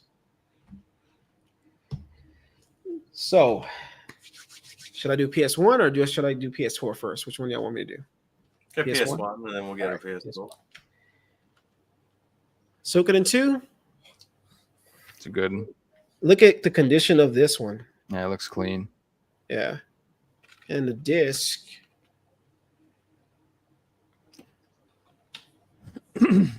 Can't wait for the remake, dude. Yeah, I'm still waiting for the PS4 version. Yeah, dude, I can't wait. Nice disc, dude. Yeah. Yeah, it's perfect. It's perfect. It's brand new. Yeah. So I have a copy, but it ain't that clean. Yeah, this man is clean. Extremely. That's very nice. Yeah. I gotta give shout out to Xenogears. I freaking love Xenogears to death. Before Xenosaga came out, I was on a kick with like PS1 games, like playing Final Fantasy. I was starting to get into Final Fantasy games. I wasn't really into JRPGs because I was mostly playing a lot of racing games and a lot of platformers. That's all I played back then. And as I was going and trying out new games, when my father would let me get newer games that was more mature, because he was still sort of lenient on what I could play, he eventually let me get this. And he was like, T-rated game, this should be fine. Man, I felt like this game was more mature than T-rated because of all the gore, the biblical terminology. There was actually some nudity in this game, which for a T-rated game was just no. If this got re-released, they missed that when they were reviewing it for the they missed it. There is nudity in this game, but the story is fantastic. The combat, oh my god, the combat is so good, so freaking good. And I know in this never came out overseas other than digital, if I'm not mistaken, from PS3. But I love the art on the disc, man. That's the way they did them over here. The black labels were this white with this kind of etching of the name behind it or character art. Like, for instance, with just Oh, that's I love the art. So 90s, man. And just this is one of the best games on Square Enix never reprinted Xenogears. Of all the games they did a reprint on their website you could buy, this was one of them that never got reprinted. They reprinted Vagrant Story, they reprinted Final Fantasy 9, they reprinted 8, they never reprinted 7. Seven never got reprinted because The that was greatest owned by hits did, Sony. right? Sony They reprinted Sony- the greatest hits version. That's why. Well, yeah, Squaresoft did, but when Square Enix bought Square at the time, when they did the reprint for Square Enix's actual label on their cases, it never got reprinted on at that point. Oh, I see what you're saying. After the Yeah, merge. there was a Squaresoft greatest hits. There was a Square Enix greatest hits. Okay, yeah. So all the Square Enix prints are silver bottom. You know Like about the the black gorillas. and silver disc prints, Figsy? Yeah, well, PAL is completely different, so I've never actually seen So reprint all the in greatest hits that Square Enix printed are silver discs, they're not black. So they're like they're the DVD style. They look like CD-ROM discs. They're basically silver. Those are the ones that are printed so many times that they're not worth anything. Yeah. So you're into a whole other conundrum of collecting. So you got your silver bottom Square Enix prints. Then you got the greatest hit black label prints by Squaresoft. And then you got the black label prints of Squaresoft. So there's actually 3 versions that if you're collecting every version of Square Enix and Squaresoft, there's silver bottom, and then there's the greatest hit black bottom, and then there's I say black, but they're really purple. But then there's the black label greatest hit first edition, greatest hit second edition. So that's kind of how I look at it. But yeah, Xenogears is the bomb. I love Xenogears. So next show and tell, actually this one, I've been intrigued by Ogre Battle. I found this finally. For years I've been looking for it because it was a Super Nintendo game that got printed for PS1. So it plays just like a Super Nintendo game. They didn't really alter anything to it. So when you boot it up, it's exactly the same as if it was cartridge form, just on a disc. Other than the fact that it plays on PlayStation. Same Yeah, art. so many cool games we didn't get over here. This is really cool by Alice. I'm glad they printed this. They even have the little RPG simulator sticker label at the very bottom, like they do over here. That's pretty cool. So, this is commands 75 different type of characters, 13 possible endings, non-linear gameplay. This limited edition takes Ogre Battle to the whole new level of 32-bit gaming. This is extremely expensive. I got paid like $142 for this. Yeah, it's expensive. Yeah. So I have a guy at work that he's into Switch collecting really heavily, and I talk about Switch collecting, but I told him I'm really into PlayStation. He's like, "Oh, I have one valuable PlayStation game in it. That's the one he has, that Ogre Battle game." So I've been working him on that for a long time. I'm just like, dude, I know you're into Switch. You don't even like PlayStation. You don't even like it, man. Just come on. I got some stuff you can trade. Come on, I'll get it eventually. It'll be mine. I'm really annoying. AJ's correct. Xenogears did get a print from Squaresoft. It did get a greatest hits. It didn't get a second edition from Square Enix. So yeah, he corrected that. That's something I missed. So yes, it did get a greatest hits Squaresoft print, not Square Enix. So a little bit of other trivia about Squaresoft. I don't know if you guys knew this or not. I want to make a video about this, but I'm gonna just kind of do a little small recap. So all the Squaresoft games released in America is also collaborated by Square Electronic Arts. So EA had a merger deal with Squaresoft to print their games in Japan under the Square Enix or Squaresoft name, and Squaresoft did not have a publishing distribution center here. So EA, Electronic Arts, paid some of the dividends to help release their games here. So they had like a 30-70 merger, like how much money they would make off the games. Okay. So Squaresoft was banking because all their games were making good money here. They were selling really well. Every game that got released in Japan by Squaresoft bombed. Like Madden, Need for Speed, none of those games sold well at all. EA was upset because EA was paying for the translations for all the Vagrant Story, Xenogears, all the only reason why we got those games, EA paid for the translations for Squaresoft because Squaresoft couldn't afford it. They were actually going bankrupt. That's why the merger happened. They needed a way out. And so so EA was essentially helping them stay afloat. And the only reason why we got Kingdom Hearts is because when the merger happened, they was able to fund that development and that right for that release of Kingdom Hearts. But they had to buy the rights back from EA. So EA still held some right to Kingdom Hearts 1. So once they paid for their part of the company back from EA, it became Square Enix. That's why the later releases of Kingdom Hearts 1 have Square Enix instead of Squaresoft. But I want to make a video about that because a lot of people don't know if it wasn't for EA in US, we wouldn't have got any of those games. And Squaresoft wanted to release a lot of those games in Europe, which with EA's help, the EA refused. They didn't want to pay the money to have more translations done. That's why a lot of them didn't come to Europe because they were hoping the EA would help fund the bill to get them released. And EA didn't want to do it because EA was getting really upset with Squaresoft because their games were not selling in Japan. They weren't making any profit. It was like, you're not helping us sell our games. You're not marketing our games, but we're marketing your games to help you guys out here. And they weren't helping on the other end. It was like, yeah, That's so it sucked. Kingdom Hearts would have been expensive too, with all the Disney licenses and everything. And the only reason why, because like I said, it was because of EA. So basically, Squaresoft was in a position where EA was able to help them capitalize, but unfortunately, it wasn't the other way around. In case any of you young people don't know, EA used to not be Satan. And No, they used to didn't. actually be a pretty decent company, and they didn't have microtransactions, and they didn't like ruin the industry. Like they made good games. They made good games. Like EA were great. And like Their sport games used to feel different. So good, dude. They were good. Yeah. Like you used to be excited about EA for a long time. So for everybody out there, you got to thank EA, the EA of the past. You have to give them thanks for every Squaresoft that says Electronic Arts LLC. If you ever see that name on the intro of a game, you have to give EA credit. If it was not for Genesis, damn fine games. Yeah, these damn fine games. Play some real good games on Genesis. So you got to give EA credit, man. They technically at one point in time held the rights to those games. They held the rights to all of those games. The reason why Final Fantasy, I'm thankful. I'll tell you that. You got to be thankful to EA. You have to. A lot of people don't give them credit for that. That's one of the reasons they're like one of the most greatest companies in video games. Yeah, but you got to give. That's one of the reasons I hold EA in the past in respect for what we got, and I don't ever forget that part of the company of EA of the past. Not today, but back then, yeah. They still do some cool stuff. I mean, they're not, they do.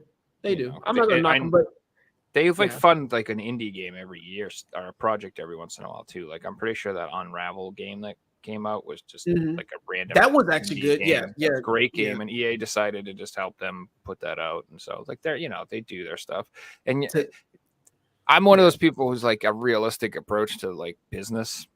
Like you can't be mad at people who want to make money. You know what I mean? No. Like you can't be mad at people. That's like how the world works. If nobody wanted to make any money, we wouldn't have any damn games. Okay, people wouldn't be making money. And truth be told, this is one of the reasons I'm actually glad that I'm able to talk about that, because a lot of people don't know that there was that EA help that Squaresoft so desperately needed that made that possible for that generation. It really was remarkable. So, last PS1 game, Hoshigami. Ooh, another Atlas one. Tactical RPG. Cool one. This is considered by many to be one of the hardest JRPGs on the PS1. This game. I never got far enough to see how hard it is, but apparently it's very brutally hard. So here's for some reason, you got to do this front cover with no disc on the front because the manual's too big. And then you have a nice condition on your games, by the way. That's a very clean copy again. All of my games are like that, man. I have to find the double case games like that in good shape. Like you can replace the single disc games pretty easily, but those are hard to find in that nice shape, especially rare games like that. Yeah, the cases are still clean. Yeah. So, yeah, that's a cool one. I never see that one in the wild anywhere. I've seen it online and stuff, but like never. I don't see that in the shops. I picked that game up. I picked that game up in I picked it up in Milpitas, California, at a video game store when I was traveling for work out there. When I was in San Francisco, I drove out of Milpitas. There was a game store down there, and that's where I got that from. That guy will let you will and deal. He will let you say, "Hey, I can, you could negotiate prices." That game, I'm gonna have to shout out the game store. But if you're ever in Milpitas, California, there's a store there, and I can't remember the name because I travel so much for work. I forget a lot of these game store names, but that store, man, the guy will and deal. Like if you come in there and you say, "Hey, what can I get for this price?" He is one of the few game stores I've ever been to in the U.S. where you can he had set prices, but based on the condition, disc, whatever, whatnot, he will work with you. So I got to give that guy a shout out at the store. So, but yeah, so that's it for PS1. I mean, I have other ones over there on that side over there, but that's another day. Anyways, I have a PS2 game right here. This was a recent about 2 weeks ago. I did find the Ark on the Piston in really good condition, and I was very happy to get this because I've been looking. You said the name very well, by the way. That's a tough one to say. The name of the game. The Ark on the Piston, yeah, it's the manual is like Nephistum. It's the confidence that you said it that many times before that it's just part of your vocabulary at this point. I love it. No, there's a guy who actually was a big fan of East. He lives in Australia. His name, because he doesn't go by that name anymore. He goes by he's called the Wanderer's Voice. He has a YouTube channel. I think it's called the Wanderer's Voice. He's a big avid fan of East. And I learned from him how to pronounce all of the East names. And so this game right here, I've been trying to find for over 10 years. Every time I found a copy of it, it was missing the manual, or the manual was damaged, or the manual was perfect, the disc was damaged, or the art was water damaged and the disc and manual. I'm like, I never found it complete in one till 2 weeks ago. And the price has gone up to $55. It used to be real cheap. Now it's not anymore. Or it's going up now. So I'm glad to have this. And the art's perfect. The case is not messed up. The manual and the disc are perfect. So I'm very happy to have this. Absolutely. That's got a PSP release too. It does. I hear that it doesn't run as good. I have seen it before, but I wanted to go with the PS. No, actually, Joe, I'm gonna have to look into that because maybe one of the others better. I don't know which one. Maybe the PSP is better. I got them both. Yeah, I don't know which one's better. I don't know. Joe, you might have to tell me on that one because I don't know. Well, I'm assuming the PS2 copy is better. I mean, it just would make more sense, honestly. I know one doesn't have something the other one has. I think. I don't know. As far as content goes, I don't know. I don't know, to be honest with you. But for me, it was just a matter of like, so I want the PS2 copy just because I collect PS2 RPGs and I love Ys, and that's like the only one, I think, right? I think that's the only one that we got a Western release. I don't believe we got anything else. We never got PS2. This was the only. No, Ark on the Piston was the only we ever got. Yep. Yeah, and then on the PSP, we got quite a few. We got the Chronicles. We got Oath of Felgana. We got 7, and then we got Ark of the Piston too. So. I have all the box sets for every East game on PSP with the exception of East 1 and 2. I had it and I returned it because I didn't really want it. And I regret that to the day I die, I guess. Do you have the regular version? I don't even own I don't own 1 or 2 at all. I don't have it. It's the one I don't have. I have all the other ones. I don't have that one. So I have the regular versions of all of them, and then I have the fancy version of 1 and 2. So maybe we can work something out. Maybe I don't know. I have every box set of East Oath of Felgana, of East 7. I have all of them. It's just not that game. It's the only one I don't have. The only box sets, the collector's editions I have are for Ys 1 and 2, and then I have Lunar. I have the Lunar one as well. I have Lunar also, and I have the European limited edition of Tactics Ogre on PSP. That got the. So you don't need that other. I had that one at one point. I have the regular version of Tactics. That's the brown colored slipcover, right? Yep, the brown slipcover. Yeah. I even have the Australian version of Third Birthday, the Twisted Edition, with the red case. I have that's sick, dude. $200 game at the moment. That's like a $200 game, right? It is, and I also have the box set. No, it wasn't a box set; it was a slipcover because my friend Retro Kaiser in Australia, dude. I have so many friends in Australia; it's crazy. He lives in Sydney. Anyway, so he actually sent me the little slipcover Final Fantasy IV after years that came with the little the screen protector. It had the special cover. That's expensive, and he only found one copy at it was JB Hi-Fi. Yeah, He found one copy that they had. They only had one. He bought it for me. I had it. I sold my PSP collection, but I did have that at one point. Yeah. I had all those box sets. They were Square Enix print box sets overseas, never came out in America. Got them all. Yeah, that's so beautiful too. Yep. Yeah, dude, I absolutely love collecting for the PSP. I do too. It's like I almost don't want to talk about it. I don't want to get people PSP excited about it. Dude, I love PSP. So my biggest dream, dude, is like, man, you know how Analog comes out with like the Analog Pocket and all that stuff? I want them to make like an updated UMD player. So freaking bad, dude. Like a home, like a consoleized PS, like a UMD player that like you could hook up your PS3 controllers or PS4 controllers or something. That'd be so dope, dude. And I know you can do it all these other ways with hacking and emulation and PSTV and all that. I know there's ways, but I want something that'll play my discs. That's probably, unless somebody can create something like that, maybe in the future, because the PSPs are going to die, and inevitably they're going to die. I actually found a YouTuber though who found a way you can oil the actual trays. So apparently, I didn't know. Otherwise, they screech like banshees. I didn't know that's actually what caused them to stop working. So I have a PSP that I need to open up to fix with some grease. The last three games, real quick, I'm not going to spend long on them. Is this is the chemical that I was talking about here? The Blacksmith of the Sand Kingdom. It's really good. It's a tactical alchemy game. Yeah, not all the Chemco games are bad. I know we poop on them, but there are some decent ones. Just most of them. Blood fighting game that I got for PS4 is really expensive. Dude, that thing's worth a flipping fortune. Yeah, that thing sold out on Play Asia's website in like 10 seconds, and it's like worth it. Absolutely ridiculous amount of money. Absolutely love the insert art in there, and the disc looks really cool. It almost looks like the same art style as Clannad. Yeah, so Tsukihime and all that. Yeah. So this plays in English, even though it's got a Japanese cover. Like, dude, this sold out immediately. And as soon as it sold out, it went instantly, to 100. Dude. I had to talk to this guy in Japan. He was like, "Oh, it's not the best condition." I'm like, "I just want it." He had the cheapest price. I took a gamble with him. He sent it to me, and I'm like, "You call this not the best condition? This is immaculate." Japan have got higher standards than anywhere else in the world for conditions. I love it. I respect it so much. And then that's a really nice piece, man.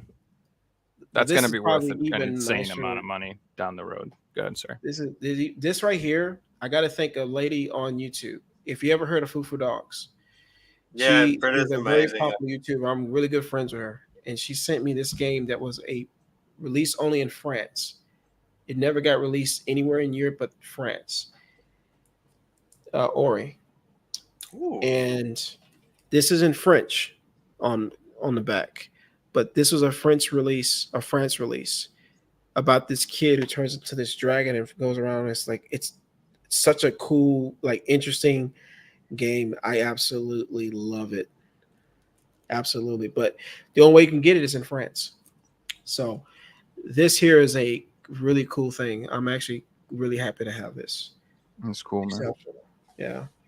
So Fufu Dogs is amazing too, guys. If you haven't seen her YouTube channel, definitely go and check it out. She's doing a series at the moment on Twitter where she shows a PS3 game every day, but from the console, like the library, as you put the disc in, and every PS3 game has its own background when you put the disc in, and it's really cool to see.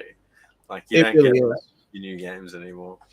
Hey guys, we have a topic that we're going to talk about tonight that we haven't touched yet, and that is the PlayStation portable remote player that's been announced for $199.99. So let's talk about that quickly. The name of the episode, we should probably talk about that.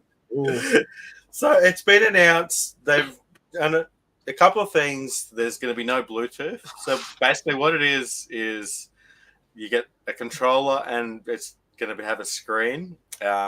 It's always going to be connected to your PS5, but your PS5 has to be on. You can be on the other side of the world. Your PS5 can be on and you can be playing it. However, like, let's say you've got a physical game and you own it and it's not in the console. You can't play that on the other side of the world. The No. system's going to be great for people that buy all their games digitally. If you've got kids and maybe you have to be in the room with them all the time, they're little kids, and they want to watch cartoons and you want to play your PS5, well, you can play your PS5 and they can watch cartoons at the same time. I guess there are going to be some aspects where it will work, but like for us collectors, it's kind of a kick to the guts, really, with what they've announced. Yeah, it's a little disappointing for sure. The only saving grace that it has is that it's not as overpriced as I thought it would be. Like it's $199.99, and knowing Sony, I was expecting $299.99 from them, to be honest with you. I really was. I'm a little bummed out. So the Bluetooth thing is just irritating, and they do offer it has a headphone jack, so I guess you can use wired headphones if you want to, but any type of wired headset, you're going to have to get their special proprietary ones. Which I was going to say is going to be an extra 99 or $199. So it's really $129.99 or $199.99. So now you're looking at $200 for the controller and then another $200 for the earbuds. You're looking at $400, so you can do that, and it's like you could literally just get another PS5 that's on sale for like $450 and get a freaking monitor and just have a second little thing and play it. If your kids want to watch TV, there you go. Now you got a second PS5 and this thing's not going to sell well. It's not going to sell. No, it'll be tepid sales. It's the same thing that it's overpriced for the features that it's offering. It's the same problem that PSVR 2 had. Like PSVR 2's price point is just too high for most people to enter, and this thing's going to be too high for what it offers, I don't think. So I'm going to get one first off. I'm not going to name that I found. Sure. What the heck? That's all fine. It's the same. Oh wow! I didn't realize the same price as the freaking Switch Lite. But does the Switch Lite play God of War? Is the Switch Lite going to play freaking, Stray? Is the Switch Lite going to play, there's whatever. So I can see a problem with this. People are going to go out and be like, oh, look at this. They got a PSP handheld. They're going to take it home and be like, oh, it doesn't do anything. Yeah. Oh yeah. I see parents getting confused and returning this and stuff all the time. People getting it for Christmas who don't have PS5s or who have Xboxes or something. It doesn't work. People don't know. Yeah. Yep. Also, I'm pretty sure they said that it does not work with the Sony streaming services. It doesn't work not with at all. What? Which makes no sense. It will only work with games that are installed on your hard drive. So like any of those. So we're back in the Wii U generation. Basically, yeah. Pretty It's much. Fancy Wii U. You can't take it on an airplane and play a game. Like when you're making a portable system, shouldn't you be able to play it on those times where you're bored and you want entertainment? Yeah. Isn't that the idea behind it? How come? You can't use it in hotels. It's not going to work on strong Wi-Fi. It's going to need. It's not going to work on weak Wi-Fi. It's going to need strong Wi-Fi to work. And I just don't see why you couldn't throw a little memory in the thing and I can't play my PS1 games. Like I just bought Twisted Metal, and Quake 2, all these releases of these old games and stuff. Well, why can't I download them on this thing and play them offline? Like, come on, dude. Like, it's just absurd. It's just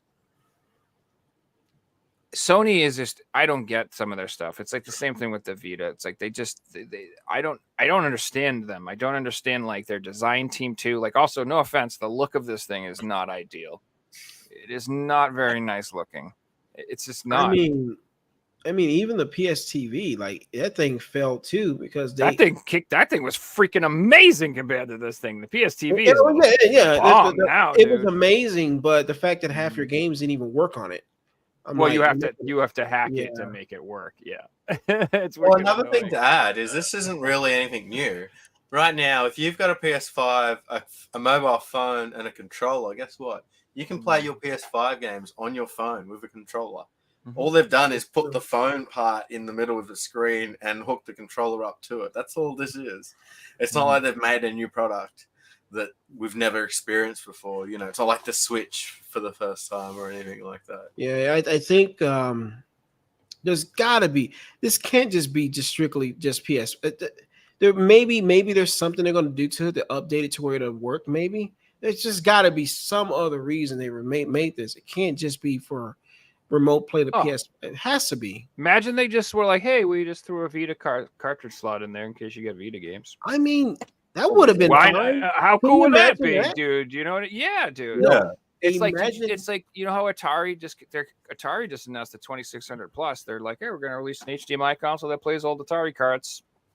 Go nuts, guys! Like they what you know what I mean? And they're not coming. You know That why plays not? UMDs or something. I was gonna say if they had made it where it had a UMD slot and a Vita slot on it, but it streamed PS5, I'd be okay with it. I'm like, you know, That what? would be cool. Yeah, but no, They this is honored the absolutely- PSP and they honored the Vita, and they were like, It's still one way to have a family where hey, that would be you so can play cool, your dude. PS4 games on your PS5. You can stream PS3, not perfect, but you can at least play it. You have some PS2 backwards compatibility, some PS1, and then you have this option. Okay, for $200, you got my money, but this is pointless. So, for me, it does have a point. So I am in their target market because I buy. If you watch a lot of my pickups, I'll buy the PS4 copy and I'll buy the Switch copy. The reason that is because a lot of the time I want to watch TV with my girlfriend and I want to play on my Switch or play handheld. And so for me, there is a reason for me to want to have this thing. But what's a little irritating is we use the PS5 as our entertainment hub. So like I'm using it to watch TV. I don't have a cable box. I don't have cable. Like I'm streaming Netflix or I'm streaming. But you're not going to be able to use it and then play at the same time. Exactly. So that pisses me off a little bit. That kind of defeats the purpose of it. Well, here's the thing. I'm a freaking psycho and I bought the Spider-Man PS5 bundle. So I'm going to have two PS5s. Yeah, but you shouldn't have to spend that amount to be able to do that. You know, No, you should. You should be a normal human being. But I'm gonna have like my Netflix PS5, and then I'm gonna have my like actual one that I'm playing with, that I can stream my games to. On that note, guys, I think we'll call that a show. Forrest, you're an amazing guest, man. Please tell everyone all your social medias where everyone can find you. So, guys, if you want to follow me on Twitter, my Twitter is Forrest_reviews at Forrest_reviews. So that's where I am on Twitter. If you want to follow me on YouTube, it is Forrest Gaming Redux. Forrest Gaming Redux, and I believe it is _ Forrest Gaming Redux. So Forrest_Gaming Redux. That's where all my game reviews and my streams will be happening there. And they will all be in the description, guys. So be sure to go and follow Forrest. He puts out some really good stuff on Twitter, and we've got some big plans for YouTube. So I'm sure it's going to be really awesome in the future. Heck yeah. And that was a great episode for us. Thank you for coming on, man. It was really informative, very interesting. Awesome. Yeah, we'll awesome have to get you dude. back on the show, man. It was really good having you on. For sure. I appreciate it. Thank you, guys. Definitely so much. Now, obviously, I got other games. I mean, yeah, I have mostly JRPGs, but I got other stuff that's not JRPGs that we can also talk about too. So, heck yeah. And again, thanks everyone for watching. We'll see you guys Sunday night. See you guys. Take it easy, everybody. Sunday, it'll be an earlier show Sunday. So it'll be Sunday late night for Americans and really early for Europeans. Yes, So it'll be you Saturday night for Americans and early Sunday for I will non-Americans. share on the, if you guys aren't following our Facebook group, the PlayStation Collectors Podcast on Facebook, as well as my Discord channel. If you want to see who's coming on the next show and the times that they're going to be on, go and check out the Discord and the Facebook group. They're in the links below. As always, guys, thanks for watching, and we'll see you guys soon. Hey, everybody.